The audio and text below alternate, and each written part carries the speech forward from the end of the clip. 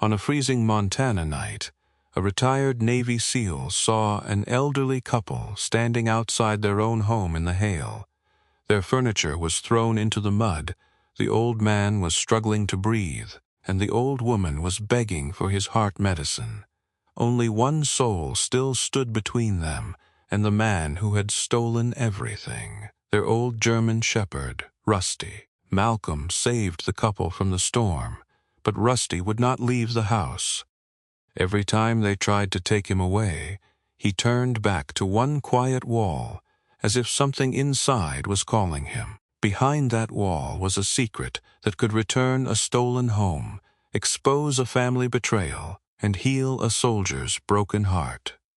Tell us where you are watching from, share your feelings after this story, and please, like and subscribe to help our channel reach 1,000 subscribers. The hail came down over Cedar Hollow like thrown handfuls of white stone. It struck the windshield of Malcolm Rourke's old truck, hard enough to make the glass tremble, then bounced across the hood and scattered into the darkness. The road ahead had almost disappeared beneath a thin, glittering skin of ice. Pines leaned over both sides of the narrow Montana road, their black branches whipping in the wind like old hands, warning him to turn back. Malcolm did not turn back. He was 58 years old, though the shape of him still carried the hard discipline of a man who had once belonged to war. He stood about 6 feet tall, lean and solid, not bulky, but built with the quiet strength of someone who had spent decades carrying gear, orders, grief, and silence, without asking permission to put any of it down. His face was closely shaved, with only the faint gray-brown shadow of stubble along his square jaw. Sharp cheekbones cut beneath skin, made fair by blood, and darkened by northern cold. His hair was dark brown, trimmed in a military cut that had grown just a little longer than regulation, as if retirement had won one small battle against the man. His eyes were gray-blue, clear and cold at first glance, though those who looked longer sometimes saw something wounded moving beneath them. He wore the same clothes he wore most days, an old olive and army gray tactical combat shirt, the fabric softened by years of use and weather, lightly frayed at the cuffs and shoulders, worn combat pants in earth brown and moss green, with scuffed knees and cargo pockets sagging from habit, old military work boots darkened by snowmelt and mud, and a scratched military watch that had survived places most men never spoke about. He had spent the evening fixing a generator for Mrs. Bell, a widow who lived beyond the North Road, and believed every machine could be repaired if a man scowled at it long enough. Malcolm had wanted only to return to his cabin, lock the door, pour black coffee into a chipped mug, and let the storm argue with the roof instead of with him. Cedar Hollow was beautiful in daylight. It had a white steepled church, a diner with red vinyl booths, a feed store with a bell over the door, and old houses sitting beneath wide porches like tired grandmothers watching the world misbehave. But in a hailstorm at night, the town changed. Windows turned blind, porch lights flickered, the hills swallowed sound. That was why Malcolm almost missed the first shape lying in the road. He braked. A wooden chair leg rolled across the lane, snapped clean at the joint. Beyond it, something pale flapped against the ditch. A quilt. No, not a quilt. A family blanket soaked through and speckled with hail. Malcolm narrowed his eyes and slowed the truck. The Wainwright place stood ahead on a rise, beyond a split-rail fence. It was an old 2-story farmhouse with white siding, green shutters, and a front porch that wrapped halfway around the house. Even in darkness, Malcolm could see it had been loved once. Not decorated, not improved by money, but loved by hands. The kind of house where every board had a story, and every nail had been struck by someone who planned to stay. Now its front yard looked like a battlefield after a family had lost a war. A cardboard box had split open in the grass, spilling photographs into the mud. A lamp lay broken near the walkway. A rocking chair rested upside down. One arm snapped. A framed wedding picture had landed face up beside the porch steps. Glass cracked across the smiling faces of a young bride and groom who had no idea what old age would one day ask of them. Then Malcolm saw the people. An old man was down on one knee near the porch, one hand pressed hard against his chest. He was thin but not frail in the ordinary way. His bones still remembered work. His shoulders, though rounded by age, had the shape of someone who had carried lumber, repaired roofs, and lifted grandchildren into trees. White hair clung wetly to his forehead. His weathered face twisted with pain as he tried to breathe through clenched teeth. Near him, an old woman knelt in the mud, her small hands searching frantically among the hailstones. She had silver-white hair pinned low at the back of her head, though the storm had torn loose several strands that stuck to her cheeks. She wore a dark wool coat over a long gray skirt, and her thin fingers shook as she gathered pills from the ground one by one, whispering something. Malcolm could not hear through the storm. In front of them stood a German shepherd. The dog was old. Malcolm saw that immediately. 13, maybe older. His black and tan coat was soaked flat, the dark saddle across his back nearly shining beneath the porch light, the tan of his chest and legs muddied by the yard. His muzzle had gone silver white with age. His ears still stood, but not with a young dog's sharp arrogance. They trembled slightly in the cold. One front leg carried an old scar, and the back legs were weak enough that his stance shook. But the dog did not move away. He stood between the old couple and the porch, lips lifted just enough to show worn teeth, a low growl rumbling from his chest like distant thunder under the earth. On the porch, a younger man held a folder of papers in one hand and the house keys in the other. He was 32, maybe 33, tall and fit in the careless way of someone who used gyms more than hard labor. His hair was light brown, cut modern and neat, damp now from the storm but still arranged with effort. He had a handsome face, smooth and clean, but there was something tight around his mouth that spoiled it. Impatience. Contempt. The kind of coldness that often wore a smile in public and saved its real face for the weak. He wore a black bomber jacket over a gray hoodie, dark jeans, expensive white sneakers already ruined by mud, and a sleek smartwatch that flashed each time lightning lit the porch. Two men in black raincoats stood behind him. They were broad, anonymous men with lowered caps and gloved hands, the sort who looked like movers, until one noticed they never handled anything gently. One carried a box of dishes. The other dragged a small cabinet across the porch floor, letting it bang against the steps. "This house belongs to me now," the younger man shouted into the storm. "You both signed the papers. You don't get to change your minds because you're confused." The old woman lifted her head. Rain and tears had become one thing on her face. "Tanner, please," she cried. "Your uncle needs his medicine. Just let me get his medicine." The young man, Tanner Wainwright, glanced down at the old man with disgust disguised as inconvenience. He had his chance to get what he needed. The old man tried to rise. He braced one hand against the step, face gray with pain. "I built this porch," he rasped. "I built that door. You don't lock Vera out of her own home." Malcolm stepped out of the truck. The hail struck his shoulders and bounced off the old fabric of his tactical shirt. Wind hit him sideways, sharp with ice, but his stride did not change. He crossed the yard with the measured calm of a man who had learned long ago that panic wasted breath. The German shepherd turned his head just enough to notice him. Dark, amber-brown eyes met Malcolm's, not pleading, not trusting, measuring. The dog looked at him as though asking a question older than language. "Are you another man who will watch?" Malcolm stopped for half a second. Something in his chest tightened. He had seen eyes like that before, in places where smoke covered the sky, and good men prayed without moving their lips. Dogs had a way of looking at a man without accepting his lies. It was one reason Malcolm had avoided them for years. Tanner saw him then. "This is private property," Tanner snapped. "Keep moving."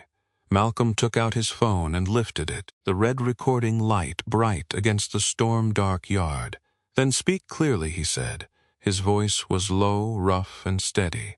"I want the camera to hear you." Tanner's face changed. Only a little. Enough. The old woman looked up at Malcolm, as if she had been afraid to hope and ashamed that she still did. Her name, though Malcolm did not know it yet, was Vera Wainwright. 79 years old, small, arthritic, and built of the kind of love that keeps setting the table, even after grief has taken most of the chairs away. Her husband, Otis Wainwright, was 82, once the best carpenter in 3 counties, now bent over his own porch with one hand clutching his heart and the other reaching toward the door he had hung with his own hands 50 years earlier. "Sir," Malcolm said to Otis, crouching beside him. Otis tried to answer.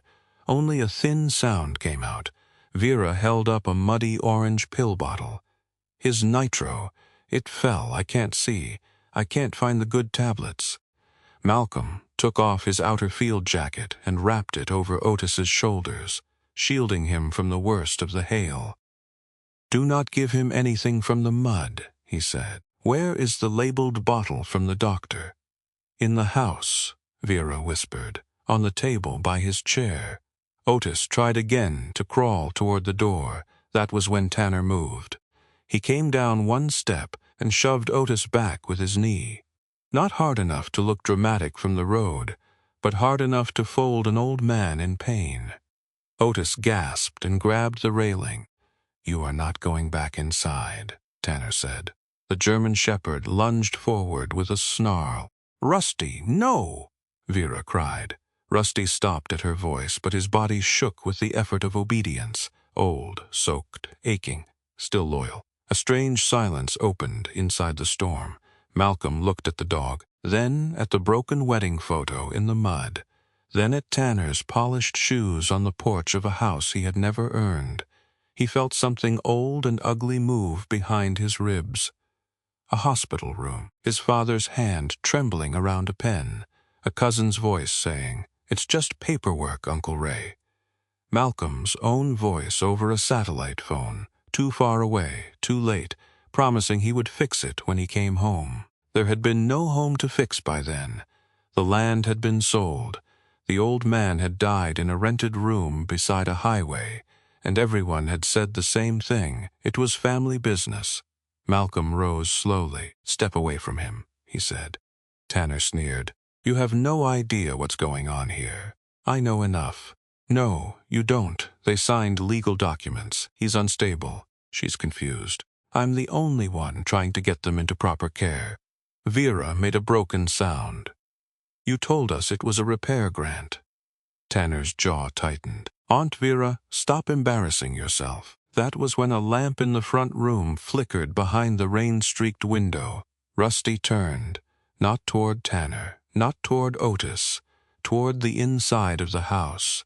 His growl stopped. The old dog stared past the glass, past the furniture shadows, toward the far wall of the living room. His ears lifted as high as age allowed.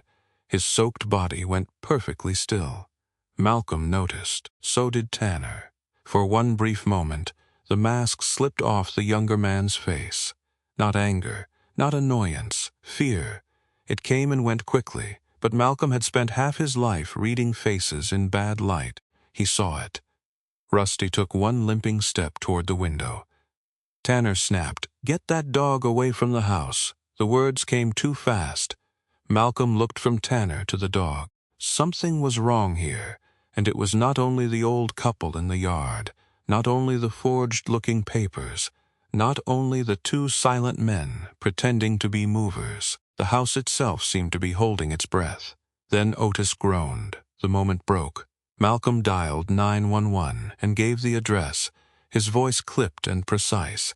Chest pain, elderly male, exposed to hail, possible assault, possible illegal eviction. Send medical and law enforcement. Tanner laughed once, sharp and false. Illegal eviction? Listen to yourself. He transferred the property. In a hailstorm? Malcolm asked. He's confused. Funny. You seem to be the one throwing furniture. One of the raincoat men stepped off the porch, shoulders rolling forward. Malcolm did not raise his voice. He only turned his head slightly and looked at him.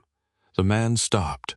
There are men who threaten by moving, and there are men who threaten by becoming still. Malcolm had become very still. From the house next door, a porch light came on. A woman emerged into the storm with a cane in one hand and a medical bag in the other. She was in her late 60s, tall for her age, but slightly stooped, with warm brown skin, silver hair cut short beneath a knitted cap, and sharp eyes that had likely frightened young doctors long before they frightened cruel nephews. This was Dr. Anita Crowell, though the town still called her Doc Anita, even after her retirement from the emergency room in Billings. She had the practical mercy of a woman who had spent 40 years telling people not to die until she gave them permission. "What in God's name is happening here?" she shouted. "Doc," Vera cried. "Otis can't breathe." Anita came straight through the yard, ignoring Tanner entirely. She knelt beside Otis, pressed 2 fingers to his wrist, then checked his face. "Otis, look at me. Stay with my voice. He needs his medicine," Vera said. "Where?" "Inside." By his chair, Anita looked at Malcolm. "You called it in?" "Yes." "Good. Keep him covered. Vera, breathe before you fall over too." Tanner stepped forward. "You people are trespassing." Anita did not even look up. "Boy, I delivered half the people in this town and zipped up the other half when their time came. Do not test me in weather like this. Despite the storm, despite Otis's pain, despite the cruelty on the porch," Vera gave one tiny shocked laugh. It vanished almost immediately, but Malcolm heard it. Sometimes humor arrived like a match in a cave, too small to save anyone, but enough to prove the dark had not won yet. Sirens began to wail in the distance. Tanner looked down the road, then back at his papers. "This is a family matter." The sentence struck Malcolm harder than the hail. He turned fully toward Tanner. "When an old man gets hit in the stomach while trying to reach heart medicine," Malcolm said, "it stops being a family matter." Tanner's eyes flicked to the phone, still recording in Malcolm's hand. "I never hit him." Malcolm did not answer. He did not need to. The ambulance arrived first, red lights washing the white hail in flashes of blood. 2 paramedics rushed in, followed by Deputy Erin Maddox in a sheriff's department SUV. Erin was in her early 40s, tall, athletic, with dark hair pulled into a tight ponytail beneath her wet deputy's hat. Her face was composed but tired. The face of a woman used to arriving after damage had already chosen its victims. She wore a cold-weather uniform jacket, one hand near her radio, her eyes moving quickly from Otis to Vera to Tanner to the scattered belongings in the yard. "What happened?" she asked. Everyone spoke at once. Tanner lifted his folder. "I have documentation." Vera clutched Otis's sleeve as the paramedics loaded him onto the stretcher. "He locked us out." "He assaulted him," Malcolm said. "I did no such thing," Tanner snapped. Rusty stood beside Vera, trembling violently now. His body had spent the last of its strength pretending not to be old. A paramedic helped Vera toward the ambulance. She looked back at the yard, at the broken photographs, at the house. "Rusty," she called softly. The old German shepherd followed her to the ambulance doors, then stopped. "Come on, boy," Malcolm said. Vera reached for him. "Rusty, please?" The dog looked at her with aching tenderness. Then he turned away from the ambulance and faced the house again. He stared through the living room window. Not at Tanner, not at the broken door, not at the men in raincoats, at the wall beyond the glass. The hail softened suddenly, as if the sky itself had leaned closer to listen. Rusty stood in the yard, water dripping from his silver muzzle, amber eyes fixed on that one place inside the house. He did not bark, he did not whine. He simply watched, as faithful and immovable as a soldier posted outside a king's tomb. Malcolm followed the dog's gaze. Behind the rain-streaked window, the living room was dim. A chair lay overturned. A lamp flickered. And beyond it, on the far wall, the wallpaper had buckled slightly near the floor, swollen by damp and age. Nothing more. Nothing that should have frightened anyone. But Tanner saw where Rusty was looking.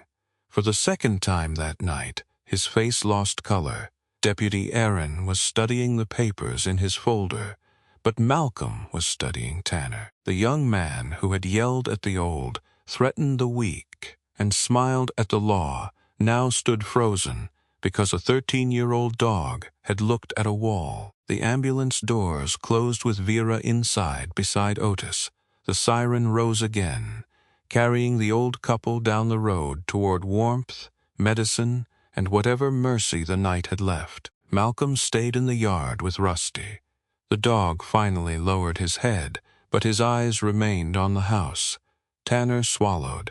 Malcolm saw it, and in that moment, beneath the dying hail and the flickering porch light, Malcolm understood one thing clearly. Tanner Wainwright was not afraid of Malcolm Rourke. He was not afraid of Deputy Aaron Maddox. He was not even afraid of the phone recording in Malcolm's hand. He was afraid of what that old German shepherd remembered, smelled, or heard behind the living room wall. The Cedar Hollow Clinic looked too small to hold the kind of sorrow that arrived with Otis and Vera Wainwright. It sat at the edge of town between a closed hardware store and a little pharmacy with a green neon cross buzzing in the window. By daylight, the clinic looked almost cheerful, with blue shutters, a tidy ramp, and flower boxes that would wake in spring. But that night, under the last bitter rattle of hail against the roof, it felt like a lifeboat rocking in black water. Malcolm Rourke stood near the waiting room window with Rusty beside his boot. The old German shepherd had followed the ambulance as far as Malcolm allowed, then climbed into the passenger side of Malcolm's truck with the slow dignity of a wounded veteran refusing help. Rusty's black and tan coat was still damp, the dark saddle along his back smelling of rain, mud, and old dog. His silver muzzle rested low, but his amber-brown eyes never stopped moving. He watched the hallway, the front door, the nurse's station, and every stranger who passed too close to the room where Otis lay. Malcolm understood the look. Guard duty. Even old bones remembered orders. A nurse named Paige Lind moved through the hall with quiet efficiency. She was a broad-shouldered woman in her early 50s, with copper-red hair pinned into a loose knot and a spray of freckles across pale skin that had seen more fluorescent light than sunshine. Her voice was soft, but her eyes were sharp. Cedar Hollow did not have many medical secrets Paige had not overheard, bandaged, or politely ignored. "He's stable for now," Paige told Malcolm, lowering her voice. "Weak but stable. Doc Anita got him here fast enough." Malcolm nodded once. His wife? In with him. She won't sit down unless someone orders her to. That sounded right. Through the half-open doorway, Malcolm could see Vera Wainwright sitting beside her husband's bed. She had changed out of her soaked coat into a faded clinic blanket wrapped around her shoulders.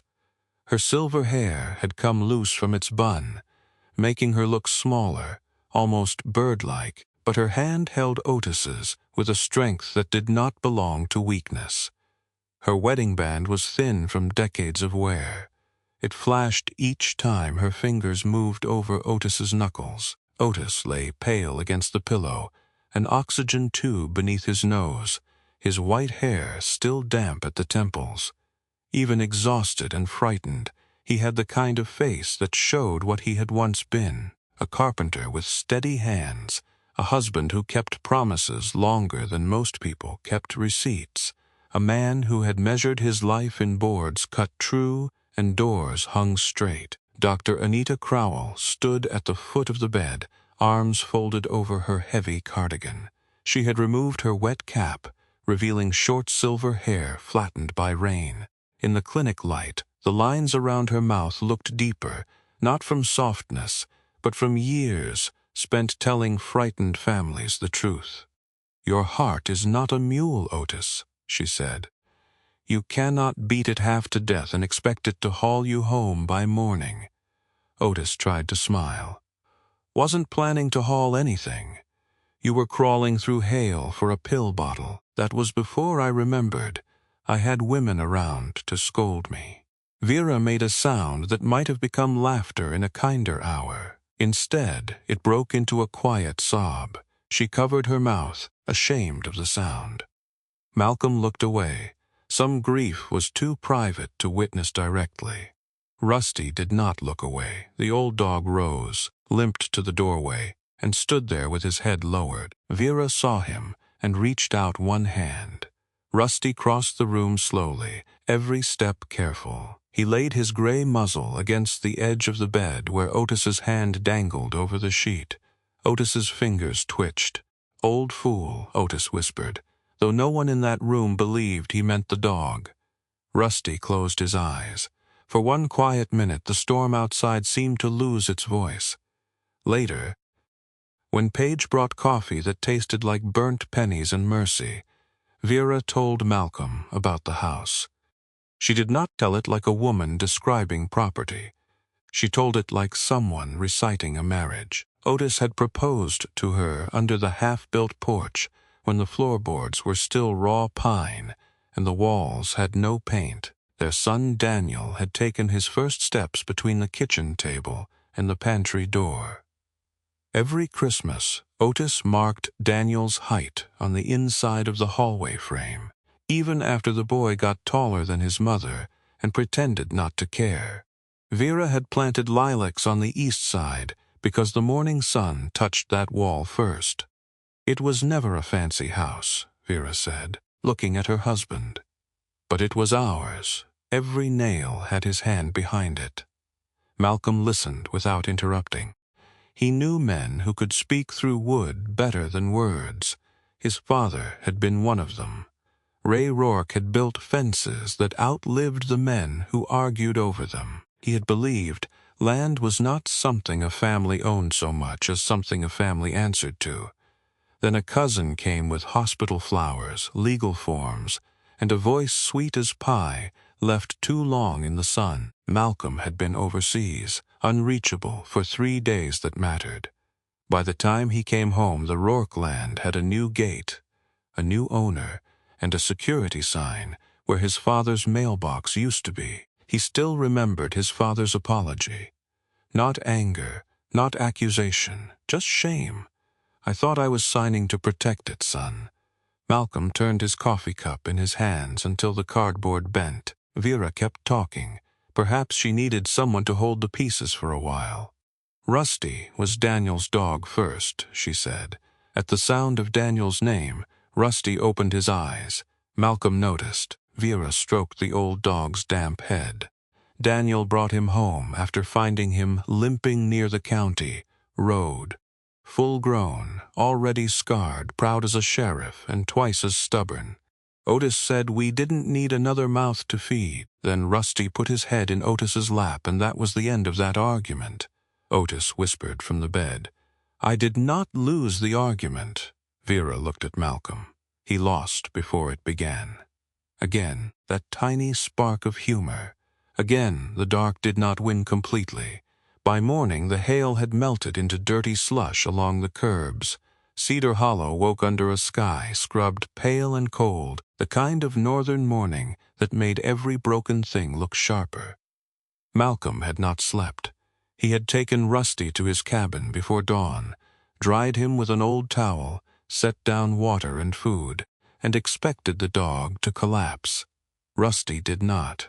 the old German shepherd stood beside Malcolm's front door and stared through the narrow window toward the south road. Malcolm's cabin sat 3 miles outside town, surrounded by pine and open grass silvered with frost. Inside, it was orderly in the way of men who lived alone and did not want memory hiding in clutter. A wood stove, a plain table, 1 bed, a gun safe, a rack of tools, a photograph of his father, face down in a drawer because some days Malcolm could not stand the kindness in the dead man's eyes. Rusty sniffed the room once, drank a little water, ignored the food, and returned to the door. "You're not much for hospitality," Malcolm muttered. Rusty's ear flicked. Malcolm set the bowl closer. "Food." Rusty looked at him, then at the door. "No." The dog gave a low, tired breath. It was not defiance. That made it worse. It was duty. Malcolm had seen young men with that same expression, shivering in rain beside roads no one would remember, refusing rest because someone they loved was still out there beyond the wire. He leaned against the table and looked at the dog. "You and me both, huh?" Rusty lowered his head. But he did not lie down.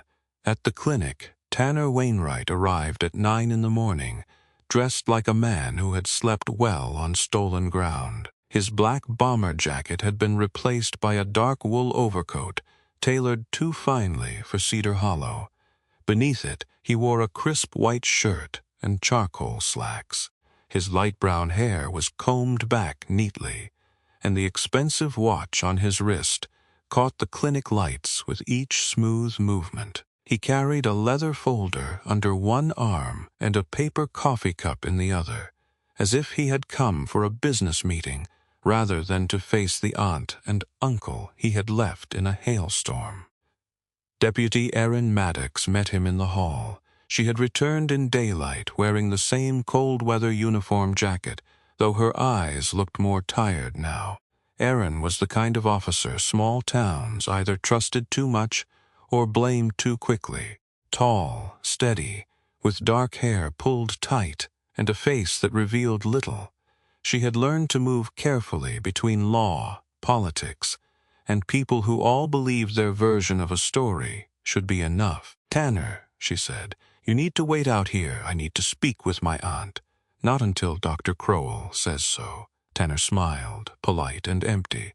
"Deputy, this is becoming unnecessary. I brought the documents." He opened the folder. There were many papers, too many, clean, stamped, clipped, and arranged in a way that made truth look messy by comparison. A transfer of property, a medical power of attorney, a statement regarding Otis' capacity, a preliminary purchase agreement with Phelps Northern Estates, a care facility brochure folded behind them, showing smiling gray-haired couples walking through sunlit gardens that looked nothing like Cedar Hollow. Tanner's voice softened when Vera stepped into the hallway. "Aunt Vera," he said, with almost convincing sadness, "I was trying to help. You and Uncle Otis can't manage that house anymore. Last night proved it." Vera looked at him for a long moment. She had borrowed a cardigan from Paige, too large for her narrow shoulders. Her face was pale, her eyes swollen from crying, but something in her had hardened overnight. Not into cruelty, into memory. "You told Otis it was a repair grant," she said. Tanner sighed. "He misunderstood. You put your hand over the page when he signed. That is not true. He asked where Daniel's old deed box was. You said it had been lost in the flood." Tanner's smile thinned. "Aunt Vera, grief has made you confused for years. I have been patient with that." Malcolm arrived just in time to hear it. Rusty was not with him. The old dog had been left at the cabin, though not willingly. Malcolm had secured the door, filled the water bowl, and ignored the way Rusty watched him leave with those old amber eyes. It bothered him more than he wanted to admit. Malcolm walked down the clinic hall, boots quiet on the linoleum. Tanner glanced at him. "Of course, the soldier. Retired," Malcolm said. "Then enjoy retirement somewhere else." Deputy Erin stepped between them. not because Malcolm had moved, but because something in the air had sharpened. "We're reviewing the documents," she said. "Review all you want," Tanner replied. "They're notarized, witnessed. Legal paper can still carry a lie," Malcolm said. Tanner looked amused. "That sounds poetic, not useful." Before Malcolm could answer, an older man entered through the clinic door carrying a worn leather briefcase.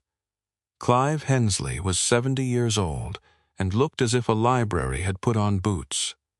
He was short, narrow-shouldered, with thinning white hair combed carefully across a spotted scalp and thick glasses that made his pale blue eyes look larger and more watchful than they were. He wore a brown tweed coat with patched elbows, a bow tie slightly crooked, and shoes polished by habit rather than vanity. His movements were slow, but there was nothing slow about the way he looked at people. Clive had been a probate attorney for 42 years. He had watched brothers become wolves over fence lines, daughters vanish when medical bills appeared, and nephews discover devotion only after land values rose. Retirement had not softened him. It had merely removed the need to pretend surprise. "Where are the papers?" Clive asked.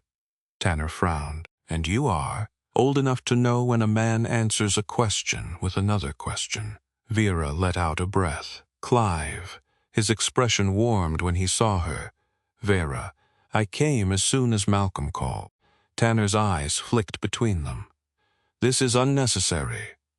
"Most fraud feels that way to the person committing it," Clive said. Deputy Erin coughed once into her fist, possibly to hide a smile. They moved into a small consultation room with beige walls, a plastic fern, and a humming heater. Otis was too weak to join them, so Vera sat in his place, hands folded tightly in her lap. Tanner sat across from her, relaxed in appearance, but his fingers tapped once against his folder before he stilled them. Clive took out a magnifying glass, not a dramatic one, a small, practical lens in a scratched metal case. He examined the property transfer first, then the medical power of attorney. He said nothing for several minutes. The silence made Tanner restless. "As you can see," Tanner said, "everything is in order." Clive did not look up. People usually say that when something is not, the heater clicked. Outside the consultation room, Paige passed with a tray of medication. Somewhere down the hall, Otis coughed. Clive turned one page, then another. His finger stopped on the date. "Vera," he said quietly, "where was Otis on February 17th? Vera blinked. "February 17th? "Yes." Her hands tightened. "In Billings, St. Matthews, he had chest pain. They kept him overnight." Clive looked at Deputy Erin. "Do you have access to medical confirmation?" "With consent," Erin said. "You have it," Vera whispered. Tanner leaned forward. "This is absurd." He signed before he was admitted. Clive lifted his eyes. "The timestamp says 4:40 p.m. Vera shook her head slowly. "He was in a hospital bed by then." No one spoke. Tanner gave a small laugh, but it landed badly. Old people mix up times. Clive placed the paper flat on the table. Ink does not. At Malcolm's cabin, Rusty began to whine. No one was there to hear him except the walls and the wind in the pines. He had finally left the door and gone to the small rug near Malcolm's stove, where his old collar had been set to dry.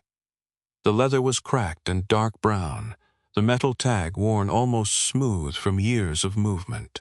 Rusty nosed it once, then again, pushing it across the floor. The tag scraped against the wood. A tiny sound, metal against plank. Rusty froze. His ears rose. He pushed the collar again. Scrape. The old dog lowered himself with a stiff groan, placed one paw over the collar, and began to tremble, not from cold, not from pain. In his sleep later, he made a sound that was not a bark or a whimper, but something closer to a name caught in a throat that could not speak it.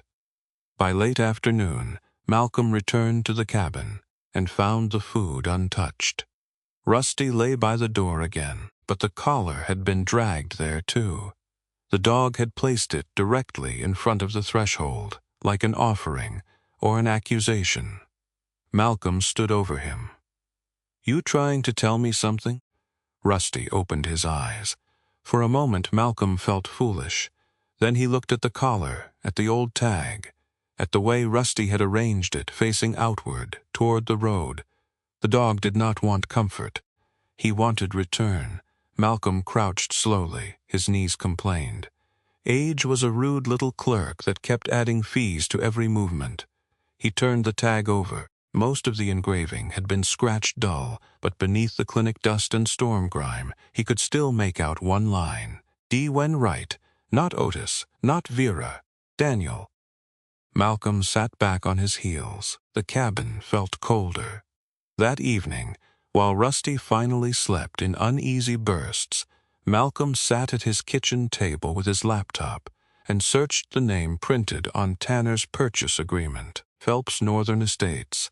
Their website was beautiful in the way expensive lies often were. Golden sunset photos, smiling elderly couples, words like dignity, comfort, legacy, and independent living. There were artist renderings of luxury retirement cabins with stone fireplaces and wide porches overlooking manicured trails. Malcolm clicked deeper. Land acquisition, senior lifestyle communities, private investors, expansion across northern Montana. Then he found a local business notice from 3 months earlier. Phelps Northern Estates had filed preliminary plans for a development outside Cedar Hollow. The map showed a cluster of cabins, a private lodge, walking paths, and a wellness center. The center of the proposed development sat directly over the Wainwright property. Malcolm stared at the screen. 2 old people had been thrown into hail, so other old people with money could be sold a postcard version of peace. He almost laughed, but there was no humor in it, only the bitter taste of a world that learned to put velvet curtains on cruelty. His phone rang. "Clive," Malcolm answered. "Rourke." "I need you back at the clinic," Clive said. "What did you find?" "A witness signature." "Whose?" "I would rather not say over the phone." Malcolm looked toward Rusty. The old dog was awake now, watching him. Clive continued, voice lower. "It is not Tanner's, and it should not be on this document." When Malcolm arrived, night had folded itself over Cedar Hollow again, though the storm had passed. The clinic windows glowed warm against the blue dark. Vera sat in the consultation room with Clive and Deputy Aaron. Otis was asleep down the hall. Tanner had left hours earlier, promising legal action with the confidence of a man who had not expected anyone to read the small print. Clive had the property transfer spread on the table. He pointed to the bottom line, where a witness had signed beneath the notary's stamp. The name was written in careful, handsome script. Vera leaned closer, lips parting as she read it. Her face changed in a way Malcolm could not immediately name. Not shock exactly. Something sadder. Recognition wounded by disbelief. "Who is it?" Malcolm asked. Vera did not answer. Clive removed his glasses and rubbed the bridge of his nose. Without the lenses, his eyes looked smaller and much older. Finally, Vera whispered, "Why would he do that?" Deputy Aaron looked from Vera to Clive. "You know him?" Vera nodded once, slowly. Clive gathered the paper as though it had become heavier in his hands. "For 30 years, he said. Cedar Hollow has trusted that man with keys, records, donations, and dying people's last wishes." Malcolm felt Rusty's old collar tag in his coat pocket cold against his fingers. Vera's voice shook. "Clive, who witnessed my husband signing away our home." Clive looked at her, and the answer seemed to age him before he spoke it. "A man this town still calls honorable." By late morning, the storm had left Cedar Hollow looking rinsed and wounded. Hailstones still gathered in the ditches like spilled pearls, melting slowly into brown grass. The sky had cleared to a hard northern blue, too bright for what had happened the night before. Sunlight flashed off broken ice along the road, off puddles in tire tracks, off every shard of glass still lying in the Wainwright yard. Malcolm Rourke drove without speaking. Vera Wainwright sat beside him in the passenger seat, wrapped in a borrowed coat from Dr. Anita Crowell. The coat was too large for her narrow shoulders, and her small hands disappeared inside the sleeves. She had tried to pin her silver hair back neatly before leaving the clinic, but loose strands kept falling around her tired face. Her eyes had the bruised look of someone who had not slept, not because there was no bed, but because memory had kept pulling the blankets away. Rusty lay on the floorboard at her feet. The old German shepherd's black and tan coat had dried overnight, but mud still clung in the fur around his legs. His silver muzzle rested across Vera's shoe, and every few minutes his amber-brown eyes lifted toward the windshield, watching the road unroll toward the house. His back legs trembled from age and exhaustion, yet something about him felt more alert than any creature in the truck. Malcolm noticed the way Rusty's breathing changed as they turned onto Wainwright Lane. Not fear, recognition. Deputy Erin Maddox followed behind in her sheriff's department SUV. She had insisted on coming, not as a favor, but as a witness. The situation was tangled in paperwork now, and Tanner Wainwright had already threatened to accuse Malcolm of trespassing, harassment, and whatever else expensive men said when truth stepped on their shoes. Vera had only asked to retrieve medicine, Otis's medical folder, a change of clothes, and the wedding photograph that had been thrown into the mud. "It should not feel like asking permission to enter my own home," Vera said softly. Malcolm kept both hands on the wheel. "It doesn't." She gave him a tired look. He added, "It feels like gathering evidence," that almost made her smile.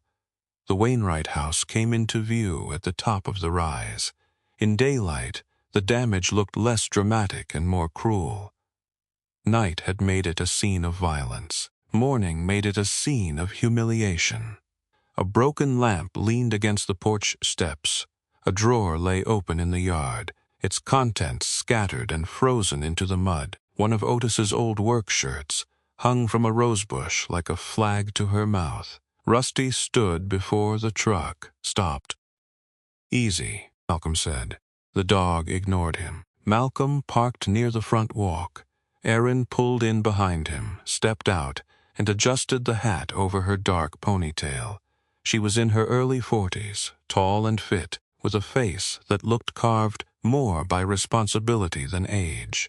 Her eyes moved across the yard with professional caution, but there was something personal in the way her mouth tightened when she saw the ruined photographs. "This visit is documented," Erin said, lifting her body camera and switching it on. "You are here to retrieve essential personal items and medical records. If Tanner shows up, nobody argues alone."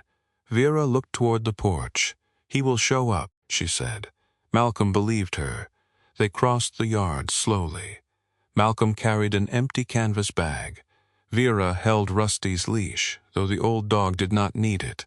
He did not pull toward the kitchen. He did not sniff the scattered belongings.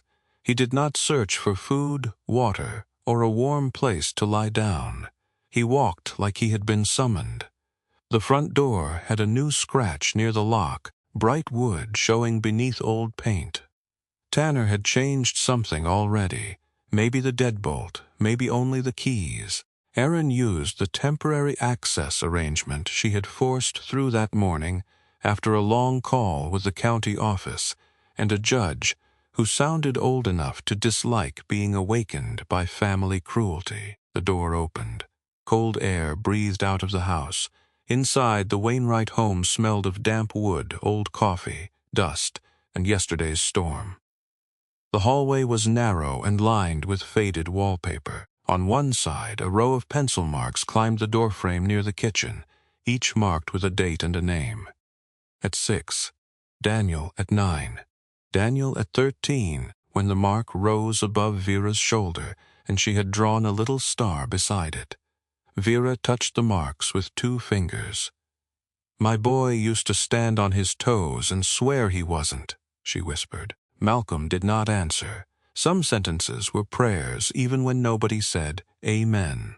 The living room lay ahead. A wing-back chair had been overturned. Books from a low shelf had spilled across the floor. A lampshade was crushed near the hearth. The old wedding photograph had been set on a side table by someone, perhaps Tanner, perhaps one of the men in raincoats, but its cracked glass still crossed the young faces of Otis and Vera like lightning trapped in memory. Rusty stopped at the threshold. His ears lifted. His nose moved once, then again. Then he walked straight across the room, not to Vera's chair, not to Otis's tool cabinet, not to the hearth where an old dog might remember warmth. He went to the far wall. It was a paneled wall of aged pine, darker near the floor where decades of damp had climbed and retreated. A rectangular pale patch showed where a large family photograph had once hung.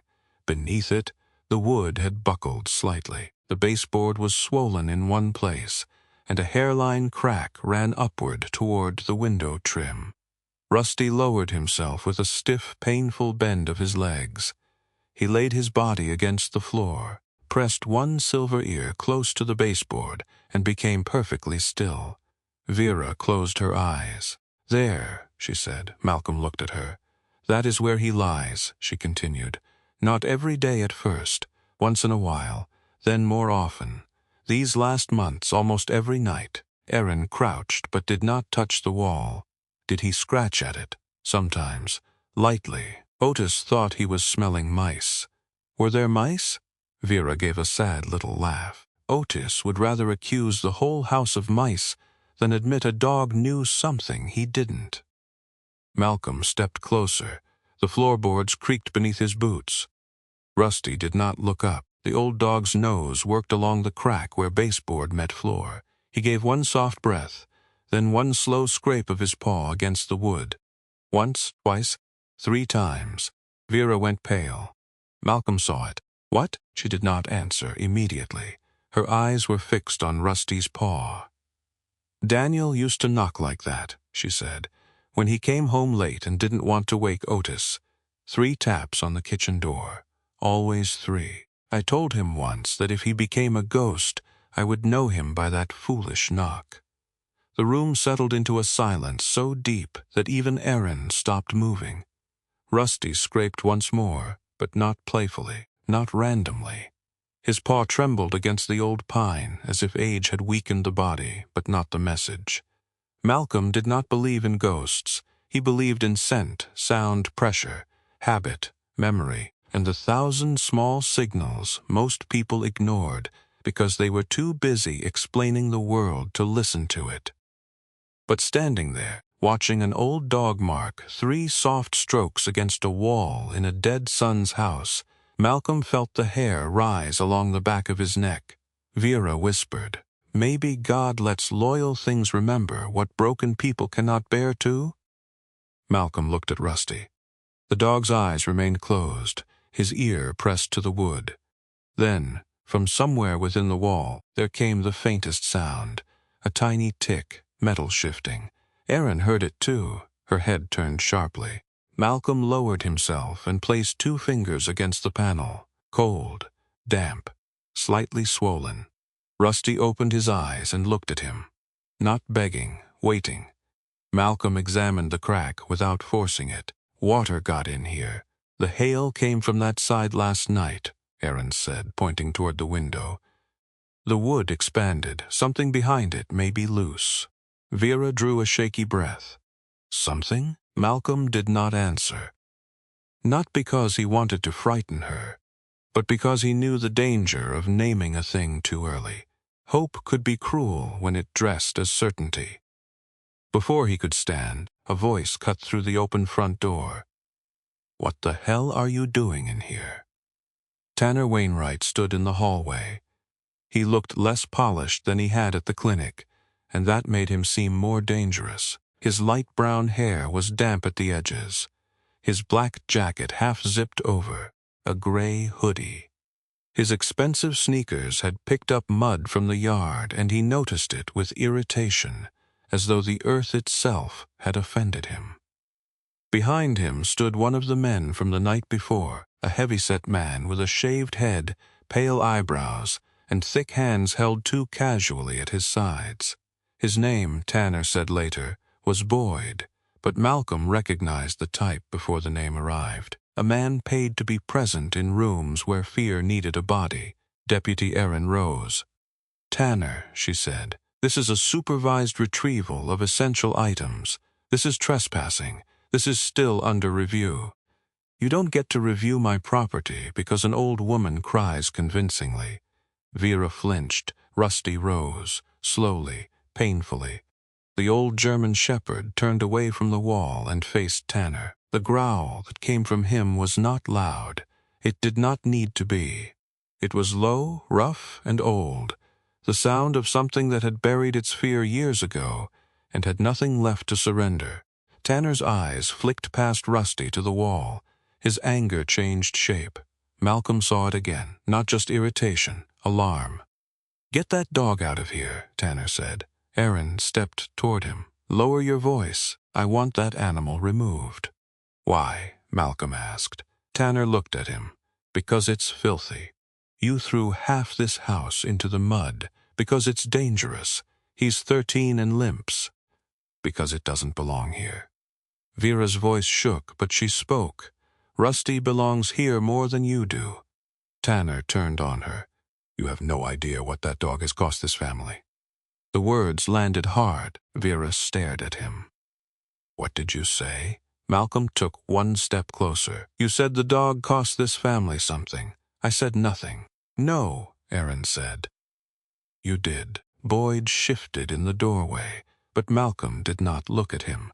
He kept his eyes on Tanner. Rusty took one limping step toward Tanner, then stopped. The dog's ears angled forward, and for a strange moment, he looked less like an old family pet and more like the last witness in a courtroom nobody had yet built. Tanner pointed toward the front door. "That dog already ruined this family once," he snapped. Vera's hand flew to her chest. "What does that mean?" she asked.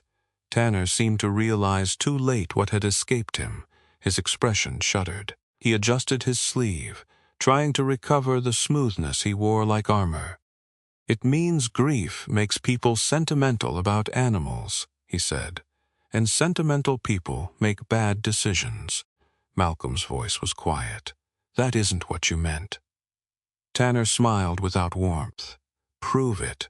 He snatched a folder from the hall table and held it against his chest.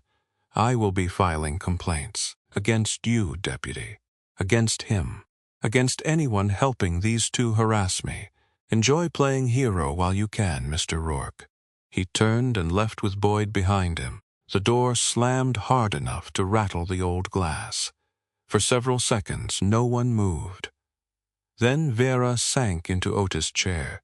The strength that had carried her through the clinic, the storm, the paperwork, and Tanner's cruelty seemed to fold inward all at once. "Daniel," she said. It was barely a word, more like a wound remembering its name. Malcolm waited. Vera looked toward Rusty, who had returned to the wall and lowered himself again, though his body shook from the effort of standing up to Tanner. "Daniel was our son," she said. "Our only child. Rusty was his before he was ours." Erin closed her notebook slowly. Vera's eyes stayed on the dog. Daniel found him 8 years ago near the county road. Rusty had a torn paw, a scar on his leg, and no collar. He was full-grown and half-starved, but he would not let anyone touch him until Daniel sat beside him in the ditch for nearly an hour. Didn't say much, just sat there. Daniel always had that gift. He made wounded things feel unashamed. Malcolm felt those words more deeply than he wanted to, Vera continued. After that, Rusty followed him everywhere. To the lumber yard, to the feed store, even to church once, though Pastor Alden pretended not to see him under the back pew. A faint smile touched her mouth and faded. Then came the accident. The house seemed to grow colder. 8 years ago, Vera said. North Bridge. They said Daniel fell asleep driving back from Helena. The truck went through the rail into the creek bed and caught fire. Aaron looked up. Rusty was with him. Vera nodded. He was thrown clear or crawled out. Nobody could tell us. He had burns on his side, and that scar on his front leg was opened again. When they found him, he was dragging himself up the bank. Malcolm looked at Rusty. The old dog's eyes were half closed. His breathing had slowed, but one paw still touched the baseboard. They told us Daniel died quickly, Vera whispered. People say that when they don't know what else to give you. Malcolm knew that too. People offered mercy in phrases, polished smooth by helplessness. He had heard them all. No suffering, instant, peaceful, brave. Words laid over grief like sheets over bodies. Vera wiped her eyes. After the funeral, Rusty wouldn't leave this room. For weeks, he slept there, right by that wall. Otis said he was waiting for Daniel to come through the door. "And you?" Malcolm asked. "I thought he was guarding what was left of him." Rusty opened his eyes. The old dog turned his head toward Vera, and for a moment the room held a tenderness so painful it felt holy. Aaron stepped into the hall to make a call about preserving the condition of the living room. Malcolm helped Vera gather Otis's medicine, medical folder, 2 sweaters, and the cracked wedding photograph. He placed the photograph carefully in the canvas bag, glass and all. Before leaving, Vera touched the wall. "Whatever you are trying to tell us," she whispered to Rusty, "I'm sorry we took so long." Rusty leaned his head against her skirt. They did not stay longer. Aaron locked the house behind them and placed a note on the door documenting the visit. Tanner was nowhere in sight, but Malcolm saw curtain movement in an upstairs window just before they drove away. That evening, Malcolm returned Vera to the clinic, then took Rusty back to the cabin. The old dog finally ate a few bites, though he did so like a man accepting rations before a long march. Afterward, he lay near the stove, exhausted.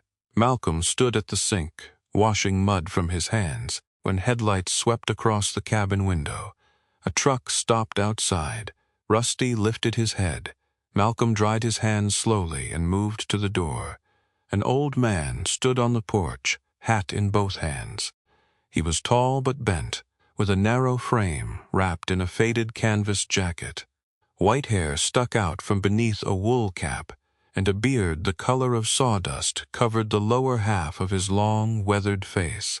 His hands were large, knotted, and scarred, the hands of a carpenter who had hit his thumb enough times to respect both hammers and silence. His eyes were gray and watery, but not weak. "Malcolm Rourke?" he asked. "Yes, name's Gus Marlowe. I worked with Otis 30 years, built barns, porches, half the foolish additions in this town." Malcolm opened the door wider. Gus stepped in, removing his cap with old-fashioned care. He saw Rusty by the stove and stopped. The dog rose with difficulty. Gus swallowed. "Well, I'll be," he whispered. "He's still here." Rusty watched him, then gave one slow wag of his tail. Gus's eyes filled, but he blinked it back hard. "I should come sooner," he said. Malcolm did not offer comfort. Comfort given too soon could become another way to silence a confession. Gus sat at the kitchen table, turning his cap in his hands. "Daniel Wainwright didn't die the way they said," he began. Malcolm stayed standing. Gus looked toward the window, though there was nothing outside but pine shadows and cold stars. "The night before the crash, I was driving past the Wainwright place. Late, too late for honest errands. I saw Daniel in the yard arguing with someone near the porch." "Who?" Gus hesitated. "I couldn't see the face. Hood up, rain coming down. But I saw Daniel holding something wrapped in oilcloth, small, like a packet, maybe a book." Rusty had moved closer now. His old body stood beside Malcolm's chair, trembling eyes fixed on Gus. "What happened?" Malcolm asked. Gus rubbed both hands over his face. "I kept driving, told myself it was family business. The words sat between them like a dead thing. Malcolm's jaw tightened, but he said nothing. Gus looked at him with shame stripped bare. I heard about the crash the next morning. Went out there before they cleared everything. Daniel's truck was burned black. Sheriff's boys had the road blocked. But I was up on the ridge trail. I saw Rusty. The old man's voice broke. He was hurt bad, dragging himself through the brush, and he had something in his mouth. Malcolm leaned forward. "What?" Gus looked past him through the dark window, toward the far-off direction of the Wainwright house. "I don't know. I swear before God I don't know. But I saw that dog pull something from the truck before it burned." Gus Marlowe left Malcolm's cabin before sunrise, but his fear stayed behind.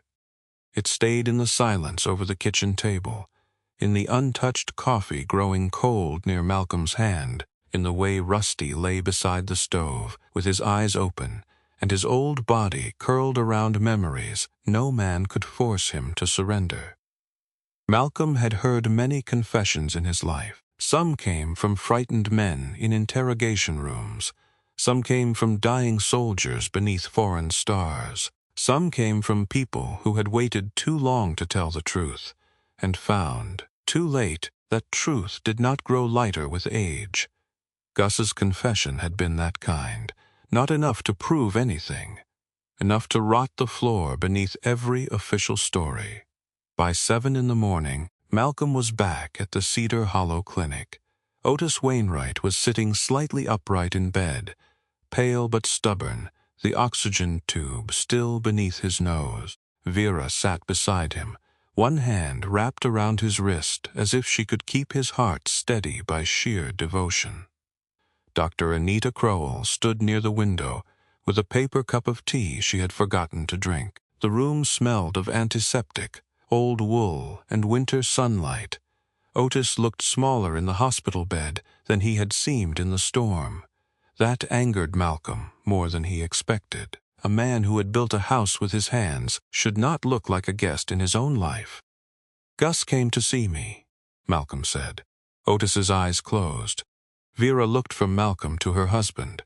"Otis?" The old man's mouth tightened. His hands, those scarred carpenter's hands, trembled against the blanket. "I knew he saw something," Otis whispered. "I knew it the day after Daniel died. Gus couldn't look me in the eye at the funeral."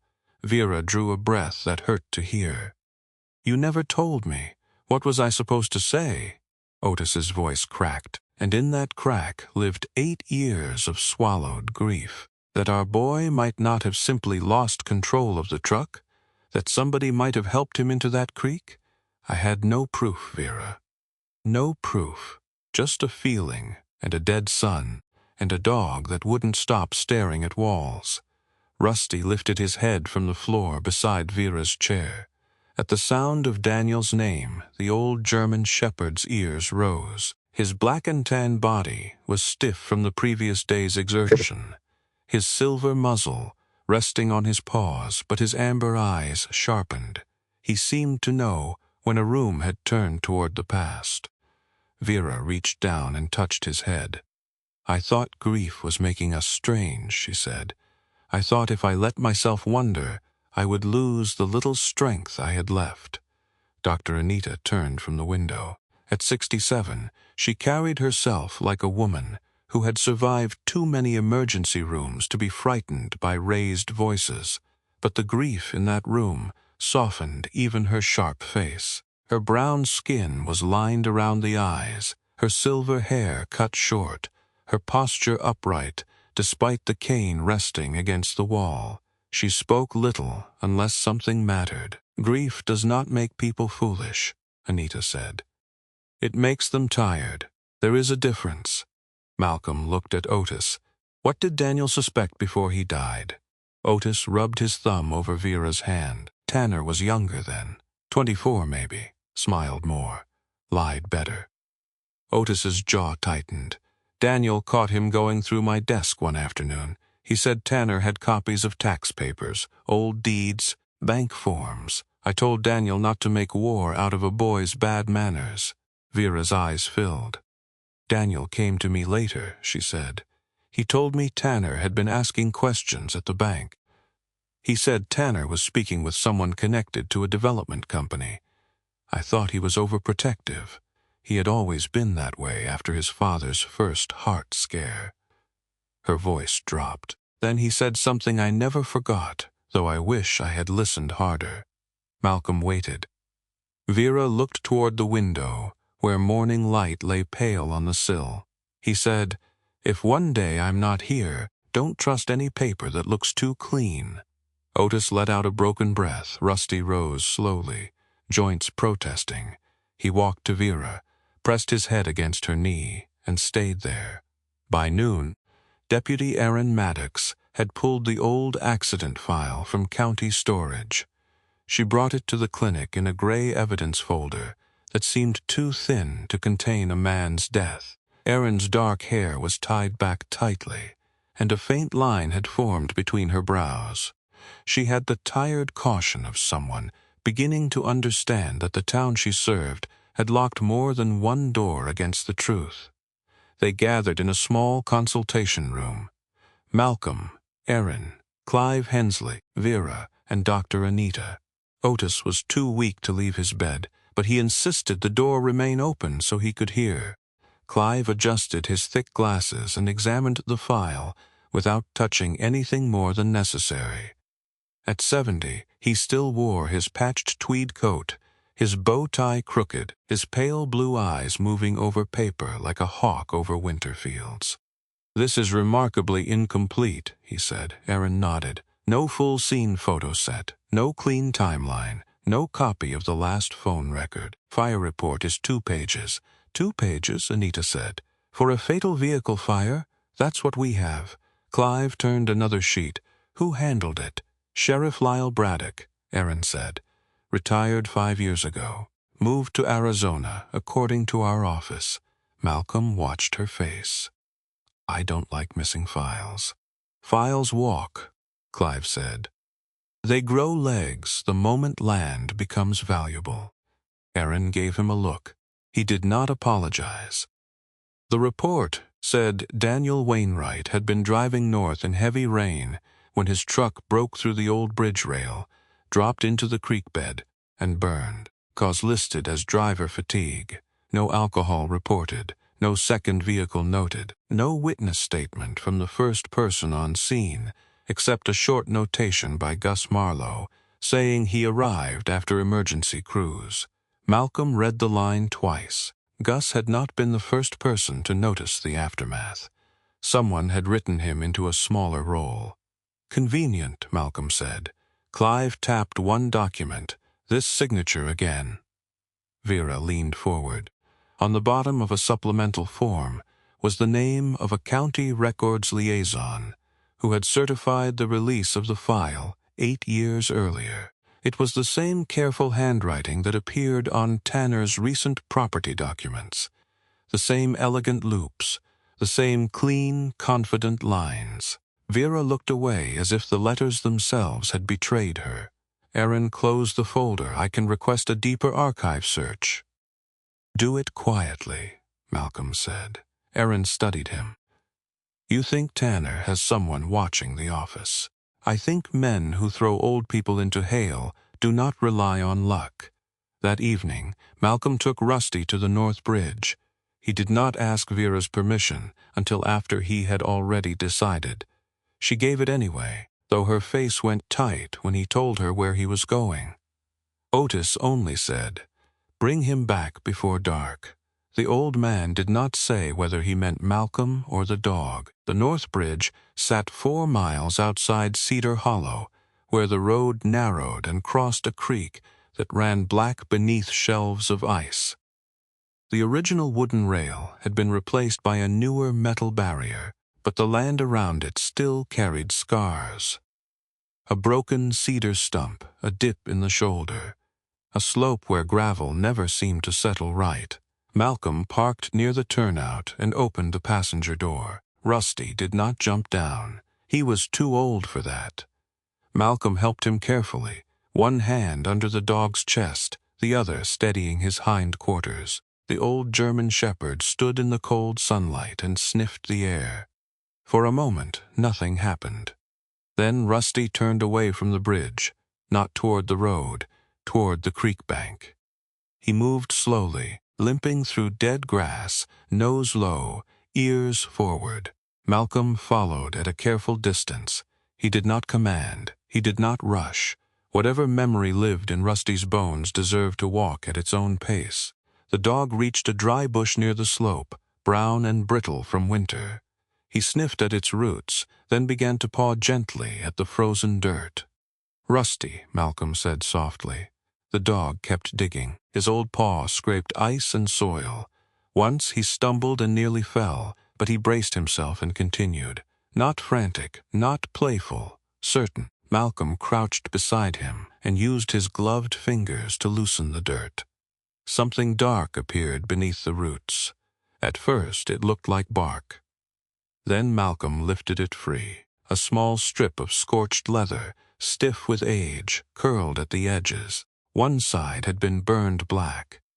The other held a faint line of stitching, preserved where the mud had sealed it from weather. It was not large enough to prove anything. Not even close, but it was the kind of leather used in old oilcloth packets, satchels, protective wraps. Rusty lowered his nose to it. The sound he made was so soft Malcolm nearly missed it. Not a whine, not a bark, a sigh. Then the dog sat beside the creek, facing the water, his silver muzzle lifted into the cold wind. Malcolm stood there with the leather in his hand, and felt the weight of a truth that had survived with no voice except an old dog's devotion. He thought of Daniel, trapped in rain and fire. He thought of Otis and Vera being told to accept a clean explanation because dirty ones made people uncomfortable. He thought of his father holding a pen in a hospital bed, believing family could not possibly come dressed as theft. Malcolm looked down at Rusty. "You waited," he said. Rusty did not move. Malcolm's throat tightened. "For 8 years you waited." The creek ran under the bridge with a low, dark murmur, like the earth remembering what men had tried to forget. The next day, Tanner began his counterattack. It started at Mabel's diner, where half the town drank coffee before noon, and the other half came to hear what the first half had decided. Mabel Pierce owned the place, a round woman in her late 60s, with soft arms, iron-gray curls, and an apron that had seen more arguments than most courthouses. She liked Malcolm well enough, but even Mabel could not stop rumors once they learned to walk. By lunchtime, people were saying Malcolm had threatened Tanner. By 2, they were saying the retired SEAL was unstable. By 4, someone had posted online that a dangerous old German shepherd had been brought back to the scene of a fatal crash, and that its owner, a military loner, was harassing a grieving family. Malcolm read none of it until Aaron showed him. They stood outside the clinic near the ambulance bay, where Rusty lay in the shade beside Vera's chair. Vera had come outside for fresh air, and Rusty had placed himself between her and the parking lot like a tired knight guarding a queen made of bones and lace. "They're trying to make you look unsafe," Aaron said. Malcolm handed the phone back. "I've been called worse by better men." That won't help Vera and Otis if the town gets scared. He knew she was right. Fear was useful to men like Tanner. Fear made witnesses doubt themselves. It made neighbors close curtains. It made good people decide tomorrow would be a safer day to be brave. Dr. Anita came out of the clinic carrying a folded blanket for Vera. She glanced at Aaron's phone and snorted. "Coward's work." "Tanner?" Aaron asked. "Tanner, or whoever taught him." Anita shook out the blanket and tucked it around Vera's knees. "People think cruelty is always loud. It isn't. The clever ones don't start with fists. They start with exhaustion. They make old people feel confused. They make them feel ashamed. They make asking for help feel like begging." Vera looked down. Anita touched her shoulder. "You hear me, Vera Wainwright. Shame belongs to thieves." not to the people they rob. Malcolm looked away toward the mountains. The words went deeper than Anita knew. That night he dreamed of his father. Not the funeral, not the lost land, the phone call, a crackling line across an ocean, his father trying to sound cheerful. "Couple papers they want me to sign, son. Probably nothing. Your cousin says it'll protect the place." Malcolm had been in a barracks room with sand still in his boots and blood still under one fingernail. He had said, "Don't sign anything until I get back." His father had laughed, tired and embarrassed. "I'm not helpless, Mal." 3 days later, the papers were signed. 3 weeks later, the land was gone. 1 year later, his father died in a rented house beside a 4-lane road where traffic hummed all night like the world, forgetting his name. Malcolm woke before dawn with his jaw clenched hard enough to ache. Rusty was standing by the cabin door. The old dog's ears were up, his body trembling, his gaze fixed on the dark road. Malcolm sat up slowly. "What is it?" Rusty turned and looked at him. Then came a knock at the cabin door. 3 soft taps. Malcolm froze. For one impossible second, the dream, the dog, and the dead seemed to stand in the same room. He crossed to the door and opened it. Vera stood on the porch in a borrowed coat, breath white in the cold, her face pale with urgency. Dr. Anita's truck idled behind her, headlights cutting through the trees. "I remembered something," Vera said. Malcolm stepped aside to let her in. Rusty went straight to her and pressed against her leg. Vera did not sit. She held both hands together, as if she were carrying something invisible and fragile. "The night before Daniel died," she said, "he came into the kitchen after midnight. Otis was asleep. I was making tea because my hands hurt. Daniel opened the old cedar chest where we kept family things." What family things? Documents, photographs, his grandfather's medals, and a pocket watch. Malcolm waited. Otis's father carried it through Korea. Then Otis kept it in that chest for 40 years. Daniel took it. "Did he say why?" "No," I asked, and he told me not to worry. Otis found it missing after the funeral and thought Daniel had sold it. They had argued about money that month, so it was easier to believe anger than mystery. Her voice shook. But Daniel would never have sold that watch. Not that watch. Rusty suddenly stood. The old dog had been leaning against Vera, but at the word watch, his body changed. His ears lifted, his eyes sharpened. He walked to the cabin door with a certainty that made Malcolm's chest tighten. He did not scratch. He did not bark. He simply stood facing the road that led back to the Wainwright house. Vera whispered, "Oh, Rusty." Malcolm looked at the dog, then at Vera. The old pocket watch had vanished the night before Daniel died. Rusty had guarded the living room for years, and now, at the mention of it, the dog wanted to return. Malcolm reached for his coat. "You know where it is, don't you?" he said. Rusty did not look back. He kept his eyes on the road, as if somewhere in the dark, the past had started ticking again. Rain returned to Cedar Hollow with a softer voice than the hail, but Malcolm Rourke trusted soft things less than loud ones. The first storm had announced itself like a mob. This one came low and patient, sliding over the Montana hills after sunset, tapping on roofs, wetting the pine trunks, turning the roads black and slick beneath the headlights. It did not break windows or bruise skin. It only seeped into old cracks and made hidden rot swell. Malcolm stood in his cabin doorway with Rusty beside him, watching the rain mist across the porch boards. The old German shepherd had not slept well since Vera spoke of the missing pocket watch. His black and tan body was curled stiffly near the door. But every time the wind shifted from the south, his silver muzzle lifted, and his amber eyes opened. He seemed less like a dog waiting for a walk, and more like a sentry listening for a signal. Only he had been trained to hear. Malcolm had learned not to dismiss him. At 8:17 p.m., Deputy Erin Maddox called. Her voice was tight. Tanner filed an emergency repair notice this afternoon. Malcolm straightened. For what? Storm damage inside the Wainwright house.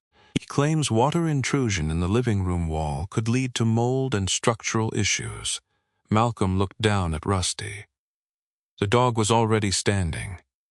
When does the work start? Malcolm asked. That's the problem. He listed it as immediate mitigation. No major permit required if he says it's to prevent further damage, meaning he can open the wall tonight. That's what I think. A log cracked in the stove behind Malcolm. Outside, the rain kept tapping with the patience of fingers on a coffin lid. I'm calling Clive, Aaron said, and Vera.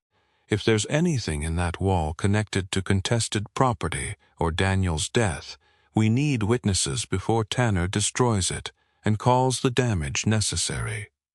Where are you? 5 minutes from the Wainwright house. I'll be there in 10. Rusty gave one low breath as though he approved. By the time Malcolm reached the rise above the Wainwright property, the house glowed with harsh work lights. 2 trucks sat behind it, half hidden by the old lilac hedge Vera had planted decades earlier. Tanner's black SUV was parked near the kitchen steps. Light spilled through the living room windows in pale rectangles, cutting across the wet lawn. Shadows moved inside. Malcolm parked behind Deputy Aaron's SUV. Aaron stood near the front gate in a rain jacket over her uniform, body camera already on, one hand resting near her radio. She was all discipline tonight, tall and steady, but Malcolm could see the anger in the set of jaw. Law moved slowly. Cruelty had rented a truck and brought tools. Clive Hensley arrived moments later in an old tan sedan that coughed before dying at the curb. The 70-year-old retired probate attorney climbed out wearing his patched tweed coat beneath a plastic rain poncho that made him look like a very annoyed owl. His white hair lay flat against his forehead, and his thick glasses were speckled with rain. He carried his leather briefcase as if it contained more authority than any badge. Vera came with Dr. Anita Crowell. Anita drove her, refusing to let the older woman ride with Malcolm because, as she put it, one stubborn man per vehicle is the legal limit.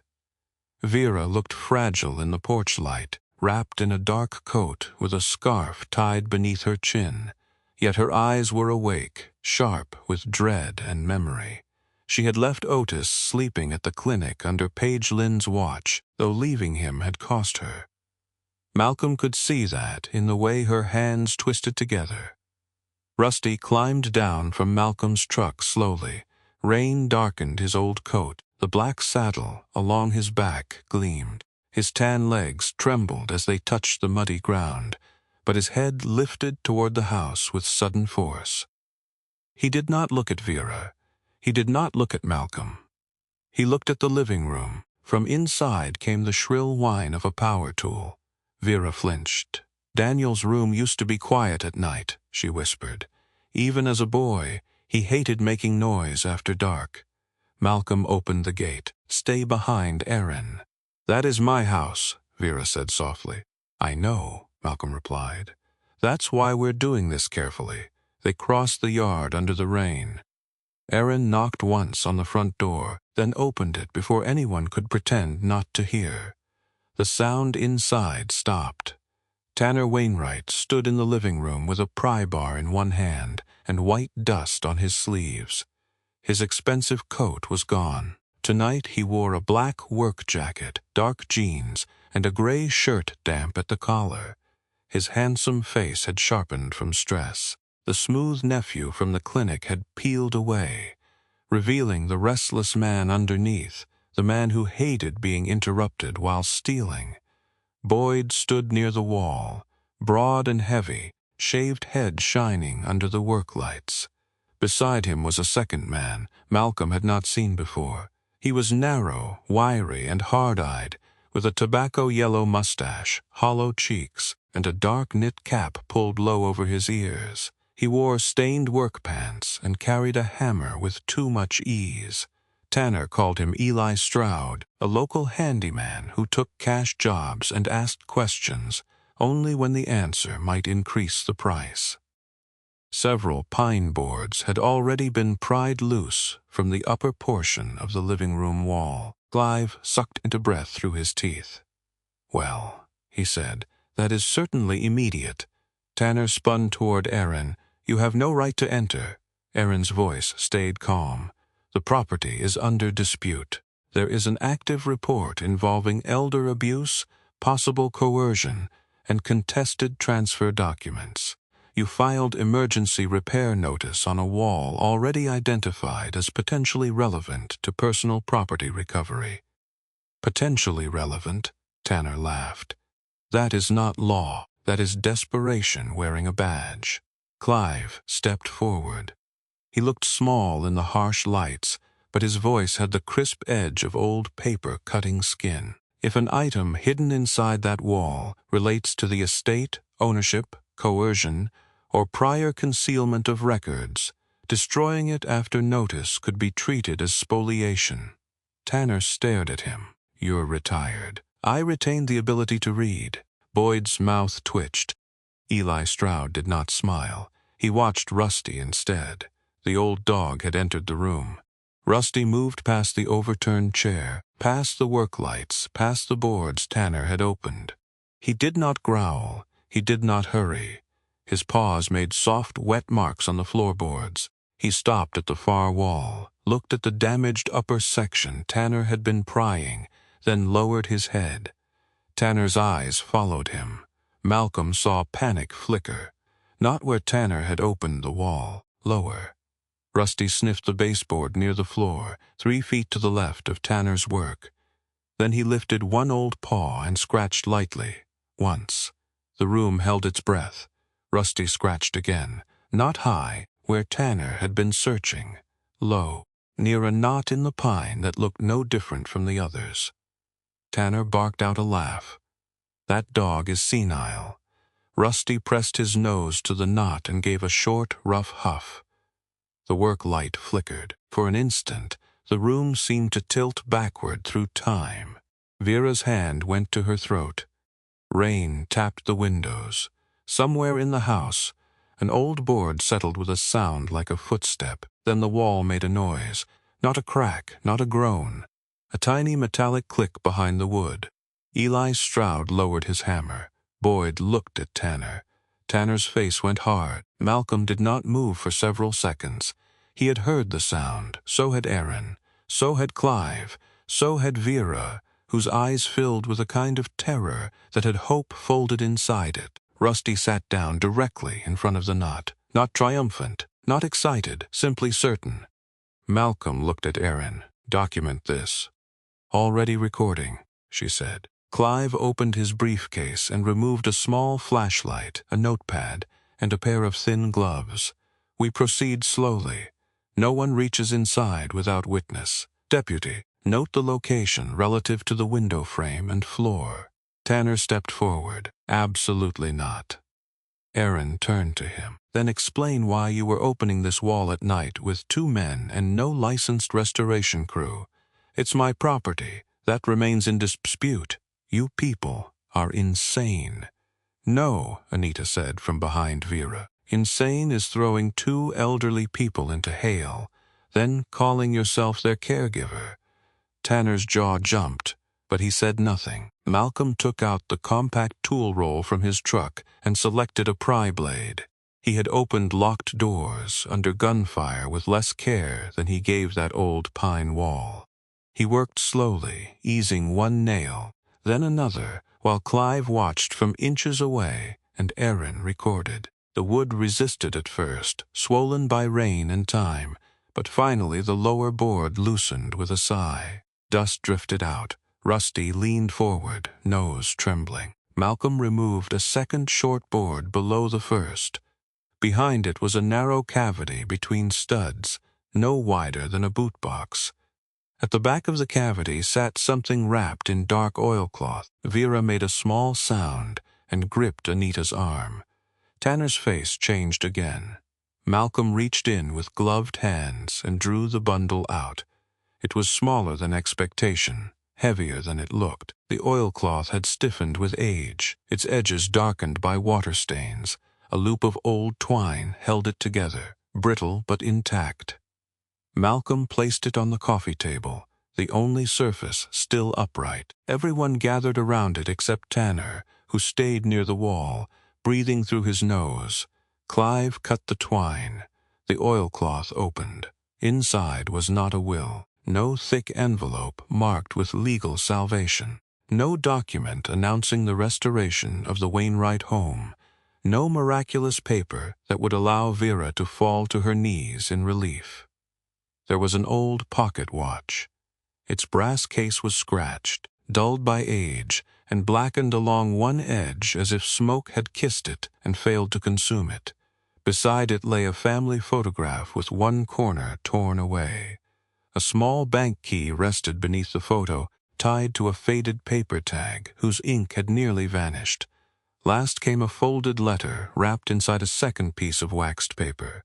Tanner laughed. It was too loud and too quick. "That's it," he said. "That's what all this theater was for."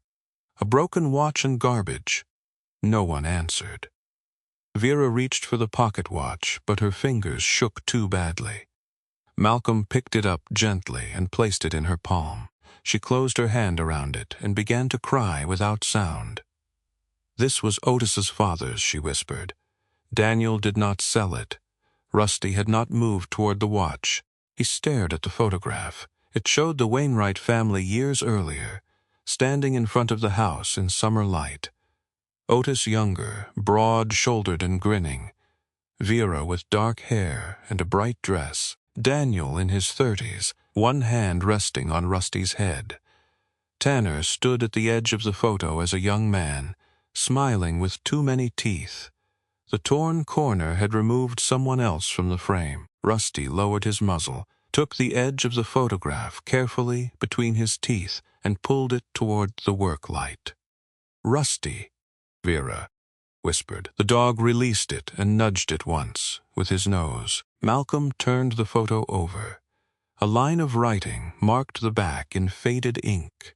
The words were small, cramped, and unmistakably written by a man trying to leave a message where only the right person might look. If Tanner has the house, he did not do it alone. Silence struck the room.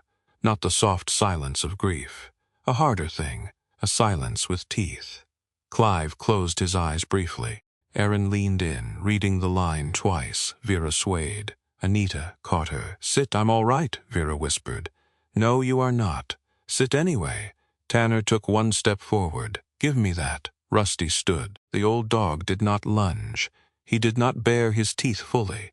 He simply placed himself between Tanner and the table, his silver muzzle low, amber eyes fixed.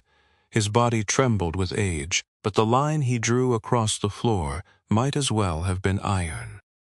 Tanner stopped. For the first time since Malcolm had met him, the younger man looked truly afraid of the dog. Not of being bitten, of being remembered. "You're all reading drama into nothing," Tanner said, but his voice had thinned. Clive lifted the bank key with gloved fingers. "This is not nothing. It's an old key to First Cedar Bank," Clive said. The branch closed nearly 15 years ago, but safe deposit records were transferred to the county bank after the merger. Tanner's eyes flashed. There it was. Recognition. Aaron saw it too. "Interesting," she said. Tanner forced a smirk. "You people are pathetic." He turned as if to leave, then suddenly reached toward the photo. Rusty growled. Boyd stepped forward out of instinct. But Malcolm moved first, not touching him, simply occupying the space between Boyd and the table. Boyd stopped. Eli Stroud stepped back, lifting both hands as if to say he had not been paid enough for whatever this had become. Aaron's voice sharpened. "Nobody touches anything else." Tanner looked at her, then at Malcolm, then at the old dog standing over a dead man's message. Rain ran down the windows behind him, like the house itself had begun to weep. At the clinic later that night, Otis Wainwright sat propped against pillows as Malcolm placed the pocket watch in his hands. Vera stood beside the bed. Rusty lay on the floor beneath her chair, exhausted beyond sleep. Clive, Erin, and Anita stood nearby, their faces drawn from the long night. Otis held the watch as if it were a living thing. For a while he could not open it. Then his thumb found the old latch. The case sprang softly. Inside, the watch face had cracked, but the hands remained frozen at 11:43. Beneath the inner lid, hidden where no one would see unless they opened it fully, something had been engraved. A date. The day before Daniel died. Below it were 2 initials. R.K. Otis stared. Vera whispered, "What does that mean?" Clive had gone very still. Malcolm looked at him. "You know those initials." The old attorney's face had lost color. His patched tweed coat suddenly seemed too large for his narrow shoulders. "Clive," Erin said. He removed his glasses, but his hand shook as he did it. "Rita Keene," he said at last. Vera frowned through tears. "Rita from County Records?" Clive nodded slowly.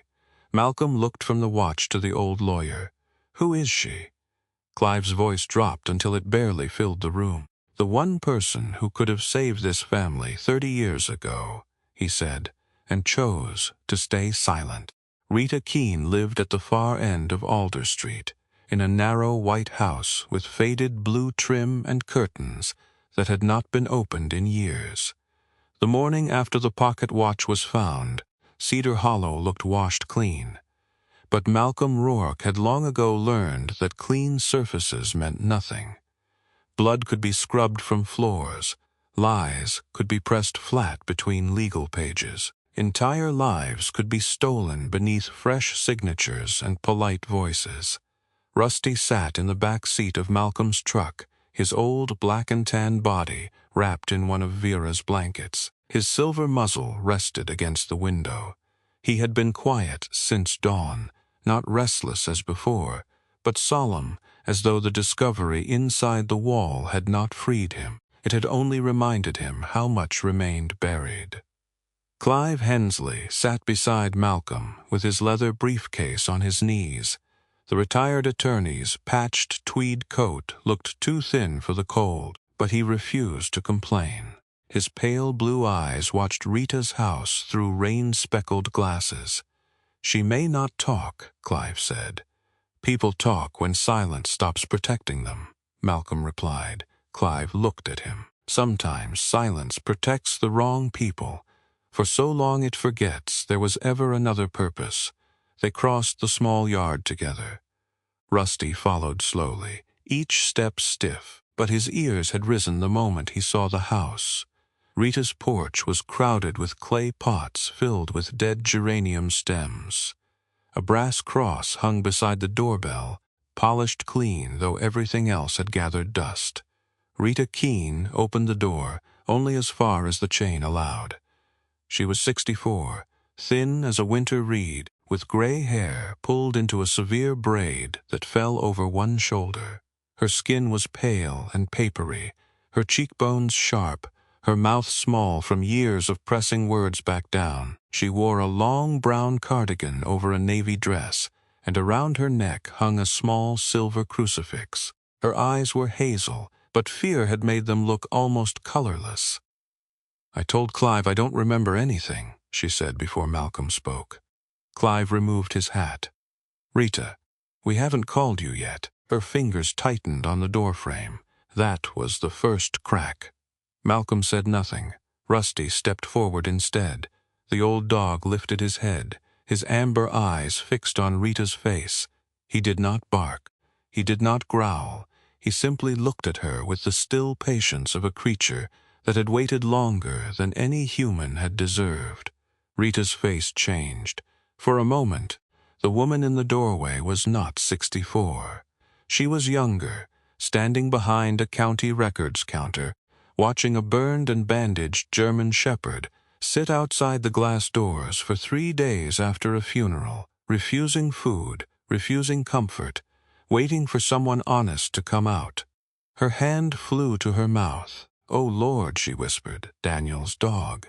The chain came off the door. Inside, Rita's house smelled of old paper, lavender soap and shut rooms. File boxes lined one wall of the living room. Church photographs sat on the mantel. A picture of Rita's late husband, a soft-faced man in a postal uniform, rested beside a candle that had burned down to a white crater. Every curtain was drawn, leaving the room in a yellow gloom. Rita did not offer coffee. She lowered herself into an armchair, as if her knees had forgotten how to trust the floor. "I was 29, she said. "I had a little boy, a husband on disability, and a job at the county records office that paid just enough to keep the heat on." Clive sat across from her. "Tell us what happened." Rita's eyes moved to Rusty. "He sat outside after Daniel died," she said. 3 days, right by the county building steps. He had burns on his side and a bandage around that front leg. Every time I walked past, he looked at me like he knew." Malcolm stood near the window, arms folded. "Knew what?" Rita swallowed. "That the Wainwright will on file was not the first one." Clive became very still. Rita continued, voice thin, but steadying with each word. "Otis's father, Abram Wainwright, made an earlier will 30 years ago. I saw it, I logged it. It protected the house from sale while Otis or Vera were alive. It said the land could not be transferred under pressure, medical incapacity, or family debt. And after both of them passed, the property was to be used for a small refuge." "What kind of refuge?" Malcolm asked. Rita looked at him then, really looked, taking in the old military shirt, the scarred watch, the face of a man who had survived too much and still stood when called. "For aging veterans," she said, "and retired working dogs. Police dogs, service dogs, military dogs if any came through." Abram said old soldiers and old dogs deserved porches, not cages. The words entered the room quietly, but they did not leave quietly. Rusty lowered himself beside Malcolm's boot and rested his silver muzzle on his paws.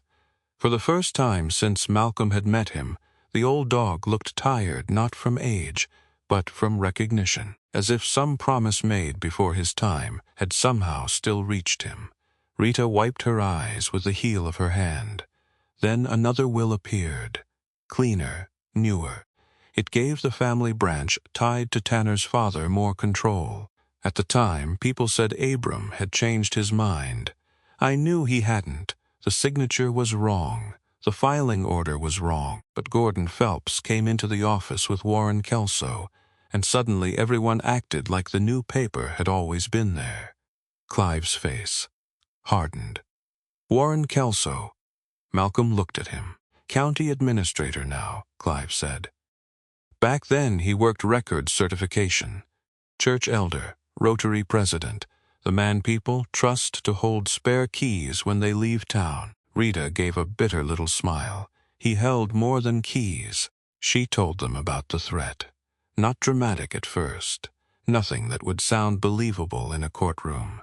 A warning that jobs could disappear. A suggestion that her husband's disability review might become complicated. A photograph of her son's elementary school left under her windshield wiper. "They never said they would hurt him," Rita whispered. "They didn't have to." Malcolm's jaw flexed. There it was, the old machinery of cowardice. Evil rarely announced itself with horns. Sometimes it wore a county badge, carried casserole to funerals, and knew exactly where a frightened mother parked her car. Years later, Rita said, Daniel came looking. He had found inconsistencies. He asked for old logs, old access slips. I gave him what I could without signing my name to it. "You should have signed your name," Clive said, but softly. Rita nodded. "I know." Rusty rose with a low groan and walked to Rita. She flinched, but he only placed his gray muzzle on her knee. That broke her.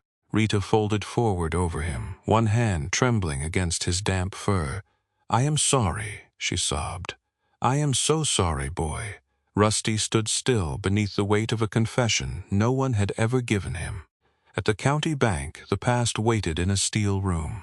The old First Cedar Bank had merged years earlier into Prairie Trust County Bank, a squat brick building on Main Street with brass doors, green carpet, and a clock above the teller line that had stopped 3 minutes fast sometime in the 1990s and apparently won the argument.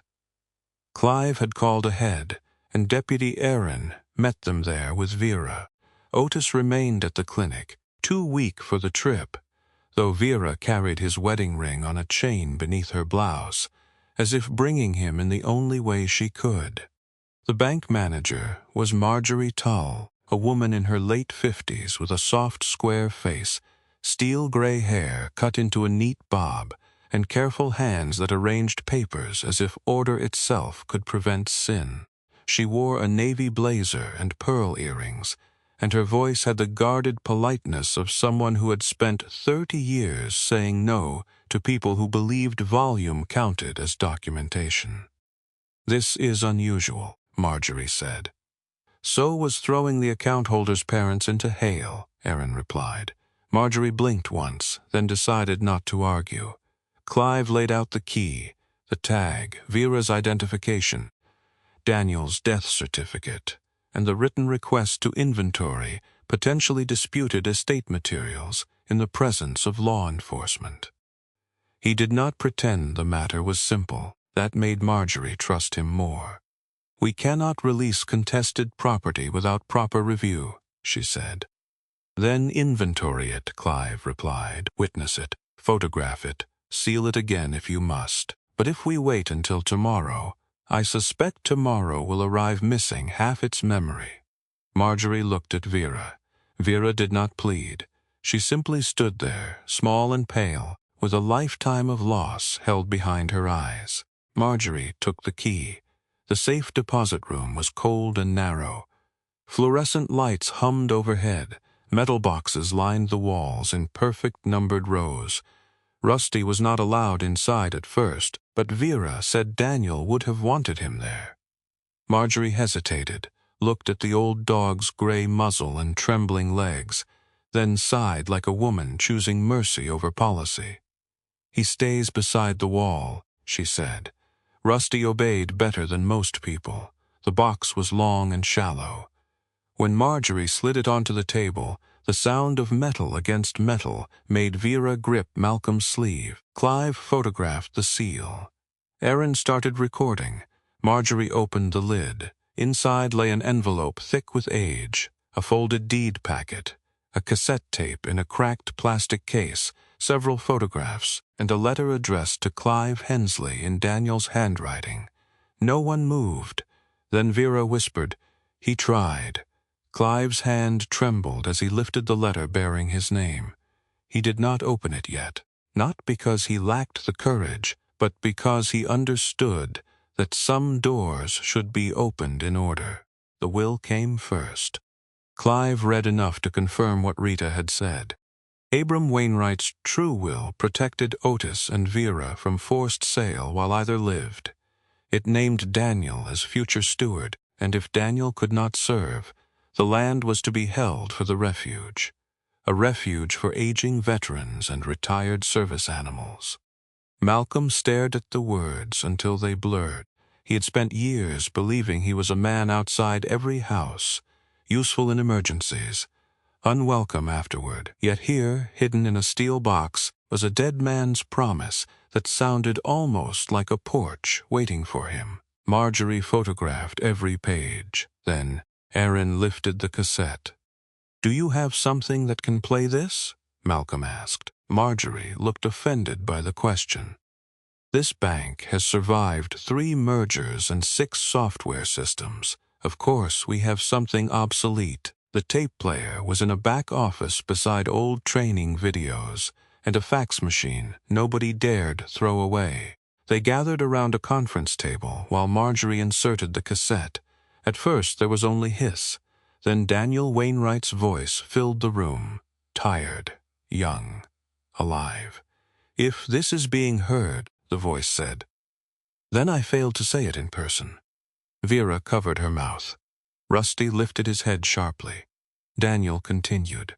He spoke of the true will, of Tanner's interest in the land, of records that had been altered long before Tanner was old enough to understand them. He said. Tanner was not the beginning of the theft, only its newest hand. He mentioned a county insider who helped bury the original filing, and then another name, Gordon Phelps. Marjorie drew in a breath. Clive muttered a word Malcolm chose not to hear. Daniel's voice crackled through the speaker. Gordon Phelps had not merely built retirement properties. He had built relationships with officials, bought favors with donations, and waited decades for vulnerable landowners to age into confusion, illness, and isolation. He had known Tanner's father. He had been present when the false will began circulating, and he had been watching the Wainwright land since before Daniel was born. There were photographs in the box to match the claim. A younger Tanner, maybe 24, standing beside Gordon Phelps outside a hotel in Helena. Gordon was a silver-haired man in his late 60s then, tall and polished, with a long patrician face, winter-pale skin, and eyes that looked kind only if one mistook calculation for calm. He wore a tailored charcoal suit and held a hand on Tanner's shoulder like a priest blessing a chosen sinner. Vera lowered herself into a chair. Otis was not there, but she reached for the ring beneath her blouse as if his hand might answer. Daniel's voice softened near the end. "Mom, Dad, if I'm wrong, forgive me. If I'm right, then Rusty will know where I hid what I could not carry. He always knows when I'm scared. I used to think that was embarrassing. Now I think maybe God gives dogs the courage men are too proud to ask for," the tape hissed. Then Daniel said one final thing. "Do not let them sell the house. It was meant to shelter the ones everyone else is done using." The tape clicked off. No one spoke for a long time. Even Aaron, whose job required words at terrible moments, had none. Vera cried silently. Not the wild grief of fresh loss, but a deep, inward grief, the kind that finally finds the door to a room it had been locked out of for years. Malcolm stood behind her with one hand resting on Rusty's head. The dog leaned into him, weary and warm. Malcolm understood Otis then, more than he wanted to. There were truths people buried not because they did not matter, but because touching them meant admitting they had been powerless when love needed them most. They resealed the contents under Marjorie's inventory and made certified copies of the photographed documents. Clive kept the copied packet. Aaron retained a sealed evidence copy. The original box remained under restricted hold pending court review. It was not dramatic. It was better than dramatic. It was careful. Careful meant harder to erase. But as they left the bank, Malcolm saw a dark pickup pull away from the opposite curb. It followed them for 6 blocks. Then, at the turnoff near the grain elevator, Tanner's black SUV cut across the road and stopped sideways. Malcolm braked. Vera gasped. Rusty growled from the back seat. Tanner stepped out into the weak afternoon light, his coat open, hair windblown, face stripped of charm. Behind him, the dark pickup idled, Boyd visible behind the wheel. Malcolm got out slowly. "You do not understand what you are touching," Tanner said. "I understand enough." "No, you don't. This is bigger than my aunt and uncle, bigger than some sentimental dog story." Malcolm shut the truck door. "Then you should have chosen better friends." Tanner's eyes flicked toward the back seat where Rusty watched through the glass. "Give me the box materials. They're not in the truck." A muscle jumped in Tanner's cheek. "You think being a SEAL makes you untouchable?" "No," Malcolm said. "It taught me men like you usually touch what cannot fight back." For a moment, Tanner looked as though he might swing. Malcolm almost wished he would. Instead, Tanner stepped back, smiling with sudden ugliness. "You'll hand it over one way or another." He returned to his SUV and drove off. Boyd followed. That was when Malcolm's phone rang. Deputy Aaron, her voice came through low and strained. "Where are you? On County Road 4? Tanner just tried to stop us." "Do not go home yet," Malcolm looked toward Vera. "What happened?" "I received an order from the county office," Aaron said. "All evidence related to the Wainwright matter is to be transferred for procedural review." "Signed by who?" There was a pause. Not long. Long enough, Aaron exhaled. "Warren Kelso." Clive, sitting beside Malcolm, closed his eyes. Malcolm's fingers tightened around the phone. "The same man whose signature is on Tanner's witness line," Aaron said, "and he wants everything by morning." Before dawn, Cedar Hollow held its breath. The town slept beneath a thin silver fog, the kind that gathered low over fence posts and pasture grass, turning ordinary roads into pale ribbons between worlds. Malcolm Rourke drove without headlights for the first quarter-mile from the clinic, not because he feared the dark, but because he respected men who used systems like weapons. Men like Warren Kelso did not always send thugs. Sometimes they sent paperwork, procedure, phone calls, and a friendly warning delivered with a smile. In the passenger seat, Clive Hensley held a copied evidence packet against his chest like scripture. The old attorney's tweed coat was buttoned wrong, his white hair uncombed, his glasses slipping down his nose. He looked half-frozen and fully alive, a man who had spent decades reading wills and now finally understood that some documents were not about property at all. They were about the dead, trying to protect the living. Behind them, Rusty lay across a folded blanket in the truck's back seat. The 13-year-old German shepherd was exhausted. His black and tan coat had dulled with age, and the silver around his muzzle looked almost white in the faint morning light. His hind legs trembled whenever the truck turned, yet his amber-brown eyes stayed open. He watched Malcolm in the rearview mirror, calm, solemn, as if he knew this was not a ride to another errand. It was a march. Deputy Aaron Maddox had refused to hand the evidence to Warren Kelso before legal counsel reviewed the order. She could not openly defy the county office forever, but she could delay, she could document, she could make copies. And in a town where secrets had survived in drawers, walls, and safe deposit boxes, copies were a kind of armor. The plan was not elegant, it was simply public. Pastor Alden Price had agreed to open Cedar Hollow Community Church for an emergency meeting after morning service. Pastor Alden was 71, tall and narrow, with white hair brushed back from a high forehead and a face softened by years of listening to confessions he could not repeat. His hands shook slightly from age, but his voice still carried to the last pew without a microphone. He had baptized Daniel Wainwright, married half the town, buried the other half, and once allowed Rusty to sleep beneath a back pew because Daniel had whispered that the dog was praying in his own language. At 9 o'clock, people began arriving. Some came because Vera had asked. Some came because rumors had grown too large to ignore. Some came because a small town, like an old dog, can pretend not to hear for only so long. Otis Wainwright arrived in Dr. Anita Crowell's truck. He was wrapped in a heavy coat, his face pale, his body weakened by the heart attack and the humiliation of being carried from his own porch. Yet he insisted on walking from the truck to the church steps with Vera beside him. Vera wore a navy coat and cream scarf, her silver hair pinned low, her small body trembling from cold and fear.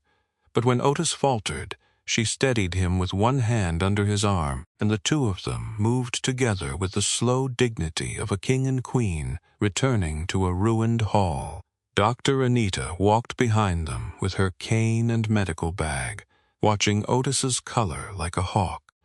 "Do not make me drag you back to the clinic, in front of God and everybody," she warned us, managed a faint smile. "Wouldn't be the first time a woman saved me from pride. Your pride is heavier than you are." Vera laughed softly, and for one breath, the morning became human again. Rita Keene came last among the witnesses. She wore the same brown cardigan, her gray braid pulled tight, her face pale beneath the eyes. She paused at the church door, as if invisible chains still held her to 30 years of silence. Then Rusty lifted his head from beside Malcolm and looked at her. Rita stepped inside. The church smelled of old hymnals, pine cleaner, candle wax, and coffee from the fellowship hall. Sunlight fell through stained glass in red and blue strips, laying pieces of color across the worn wooden pews. People whispered when Malcolm entered. Some looked at his old tactical shirt, his weathered face, his gray-blue eyes, and saw the unstable veteran Tanner had described. Others looked at Rusty limping beside him and saw only an old dog who should have been sleeping by a fire, not standing trial before a town. Tanner Wainwright arrived just before the meeting began. He wore a charcoal overcoat, polished shoes, and the expression of a man determined to be seen as reasonable. Beside him walked Warren Kelso, the county administrator. Warren was in his late 60s with thick white hair, a long, careful face, and wire-rimmed glasses that made him look scholarly rather than sly. He wore a dark suit and a blue tie, and greeted people by name with the warm sadness of a church elder attending a funeral he had helped arrange. A woman from Phelps Northern Estates came with them. Her name was Mara Kessler. She was 45, tall and slender, with smooth auburn hair tucked behind her ears, pale skin, and a soft professional smile that never quite reached her green eyes. She wore a cream wool coat over a tailored dress and carried a leather portfolio. Everything about her suggested polish, patience, and money trained to sound like compassion. When she shook Pastor Alden's hand, she said, "We only want what is best for Cedar Hollow's seniors." Malcolm heard Vera inhale sharply. He did not move. Pastor Alden stood at the front of the church. "I was asked to open the doors," he said, "not to judge the matter. But when a matter concerns the safety of elders, the truth of a family, and the conscience of a town, doors should not stay closed." Tanner rose before anyone called on him. "My aunt and uncle are being manipulated," he said. His voice was smooth, wounded, almost convincing. "Mr. Rourke has inserted himself into a private family matter. He has influenced frightened elderly people, encouraged suspicion, and escalated a legal transition into a public spectacle." He looked toward Vera with practiced sorrow. "I love my aunt and uncle. I want them cared for properly. That house is unsafe. They are not able to manage it." Mara Kessler stood next. "Phelps Northern Estates has always operated with dignity," she said. "Our proposed development would bring jobs, senior housing, medical access, walking trails, and long-term value to Cedar Hollow. We are not here to take anything from anyone. We are here to build." The words were gentle. That made them worse. Then Clive Hensley rose. He did not look gentle. He looked old, furious, and precise. "I have practiced estate law for 42 years, he said, long enough to know that theft often arrives wearing clean shoes. A murmur passed through the church. Clive placed copies of the true will, the deed packet, and the safe deposit inventory on the table before Pastor Alden. Deputy Erin stood beside him, with her body camera on. Marjorie Toll from the bank sat in the front pew, hands folded tightly, prepared to confirm the inventory if asked. Clive read Abram Wainwright's true will aloud. At first, the room listened as people listen to legal language, politely and without feeling. Then the meaning began to dawn. The house could not be sold while Otis or Vera lived. The property could not be transferred under medical pressure, coercion, or family debt. Any later document contradicting these protections required review by an independent attorney not connected to the benefiting party. Warren Kelso stopped smiling. Tanner's face hardened. Then Clive reached the final clause. His voice slowed. "Upon the passing of Otis and Vera Wainwright, the property Bosby shall be preserved as a modest refuge for aging veterans, widows and widowers without family support, and retired service animals including but not limited to police, rescue, guide, and military working dogs, so that those who served faithfully shall not spend their final years unwanted. The church went silent, not politely silent, wholly silent. A woman in the third pew began to cry. Mabel Pierce from the diner removed her glasses and wiped them on her apron. A retired mailman bowed his head.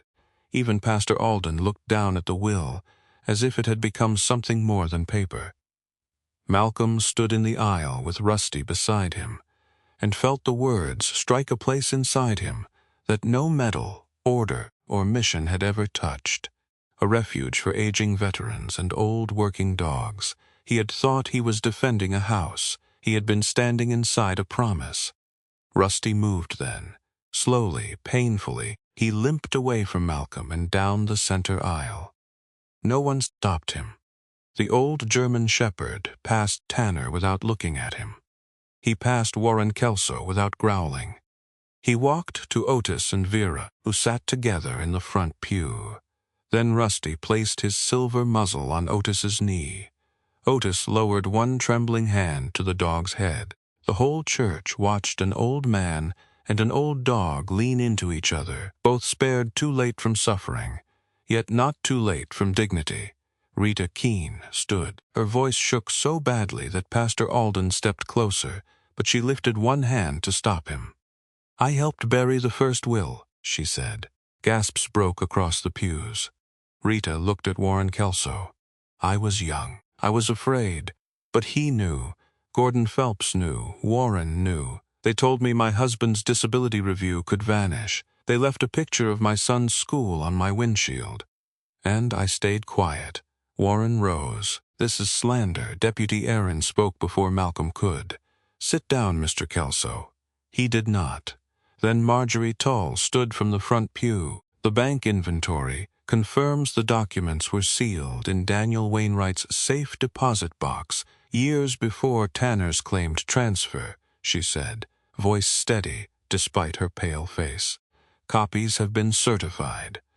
The originals remain restricted under dual witness record."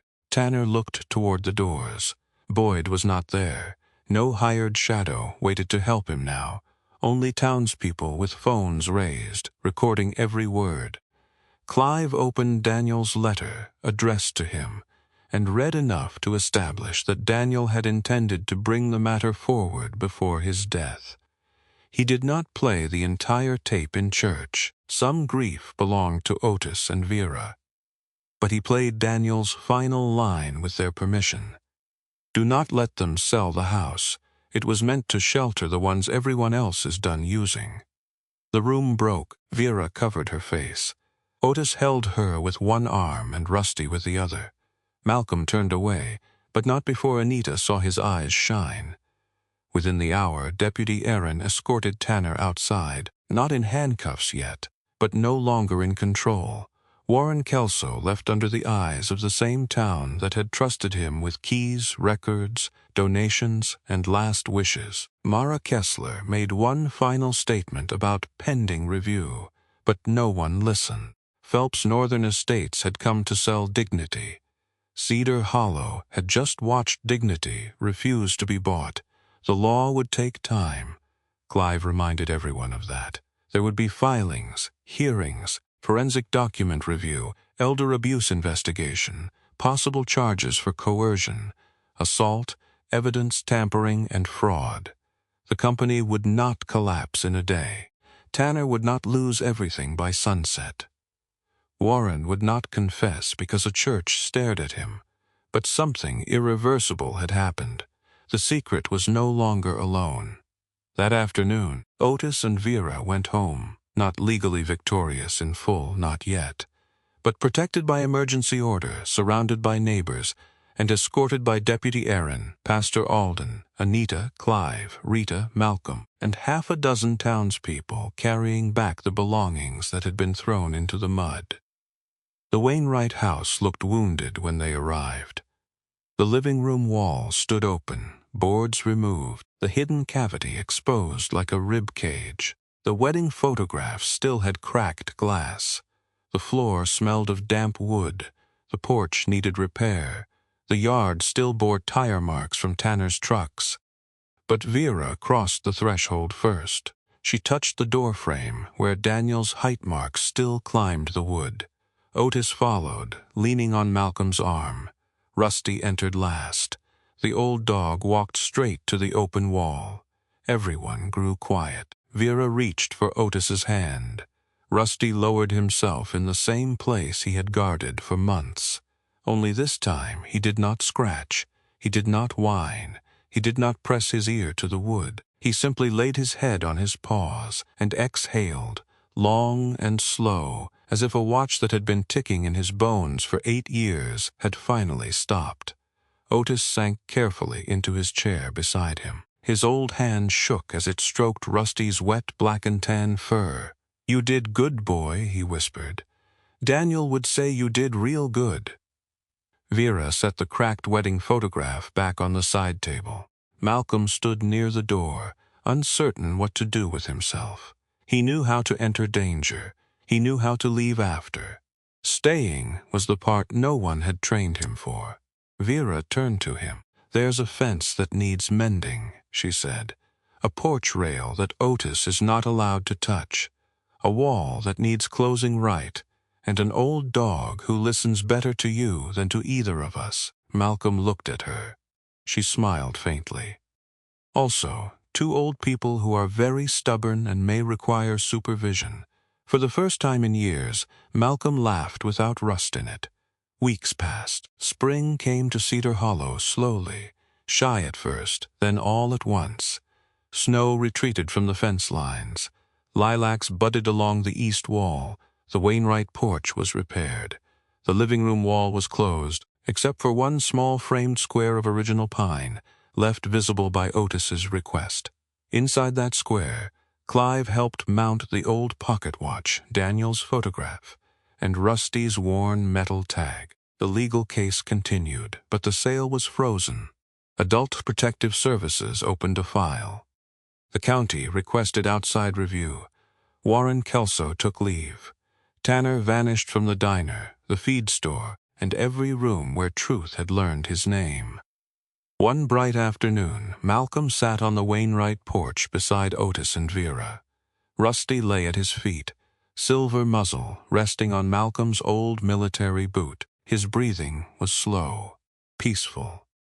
The sun warmed his black and tan coat, and one ear twitched whenever birds called from the lilacs. Malcolm looked across the yard and thought of his father. For years, he had believed he came to Cedar Hollow to disappear from what he could not save. Now he understood that perhaps God had not led him there to forget the past. Perhaps he had led him there so the past would not happen to someone else. Otis looked down at Rusty. "Funny thing," he said softly. "All this time I thought he was searching for the wall." Malcolm waited. Otis's old hand moved gently over Rusty's head. "But he wasn't looking for the wall," Otis said. "He was looking for someone who would listen."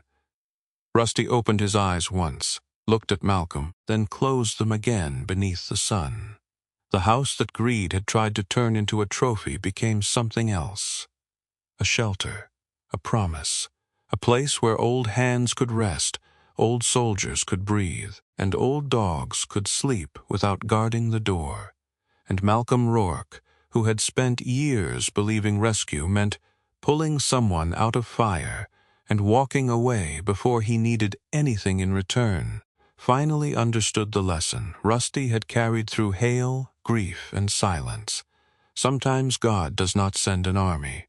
Sometimes he sends one old dog, trembling in the rain, still faithful enough to know which wall hides the truth, and patient enough to wait until the right man learns how to hear. Sometimes the greatest miracles do not arrive with thunder in the sky or a bright light at the door. Sometimes God sends a miracle through an old dog with tired legs, a silver muzzle, and a heart that still refuses to give up. Rusty could not speak. He could not explain the papers, the lies, the greed, or the secret hidden behind that wall. But he stayed, he watched, he waited, and when the right man finally came along, Rusty led him to the truth. This story reminds us that loyalty is never wasted, kindness is never small, and no act of love is ever forgotten by heaven. Maybe you have felt like Otis and Vera, pushed aside by people who should have protected you. Maybe you have felt like Malcolm, carrying an old regret, wondering if it is too late to make things right. Or maybe you have loved an animal like Rusty, one that seemed to understand your pain before any human did. If so, remember this: God often works through the quiet hearts around us, through the neighbor who shows up, through the stranger who refuses to look away, through the old dog who still stands guard when everyone else has gone silent. In everyday life, we may not always be able to fix the whole world, but we can notice the person being ignored. We can protect the weak. We can listen when something in our heart tells us that a wrong must not be allowed to stand. And sometimes, that is where the miracle begins. If this story touched your heart, please share it with someone who needs hope today. Leave a comment and tell us where you are watching from, or tell us about an animal that once changed your life. And if you believe that no elderly person, no loyal animal, and no wounded soul should ever be forgotten, please subscribe to the channel for more stories of love, faith, courage, and second chances. May God bless you, protect your family, comfort your heart, and guide your steps with peace.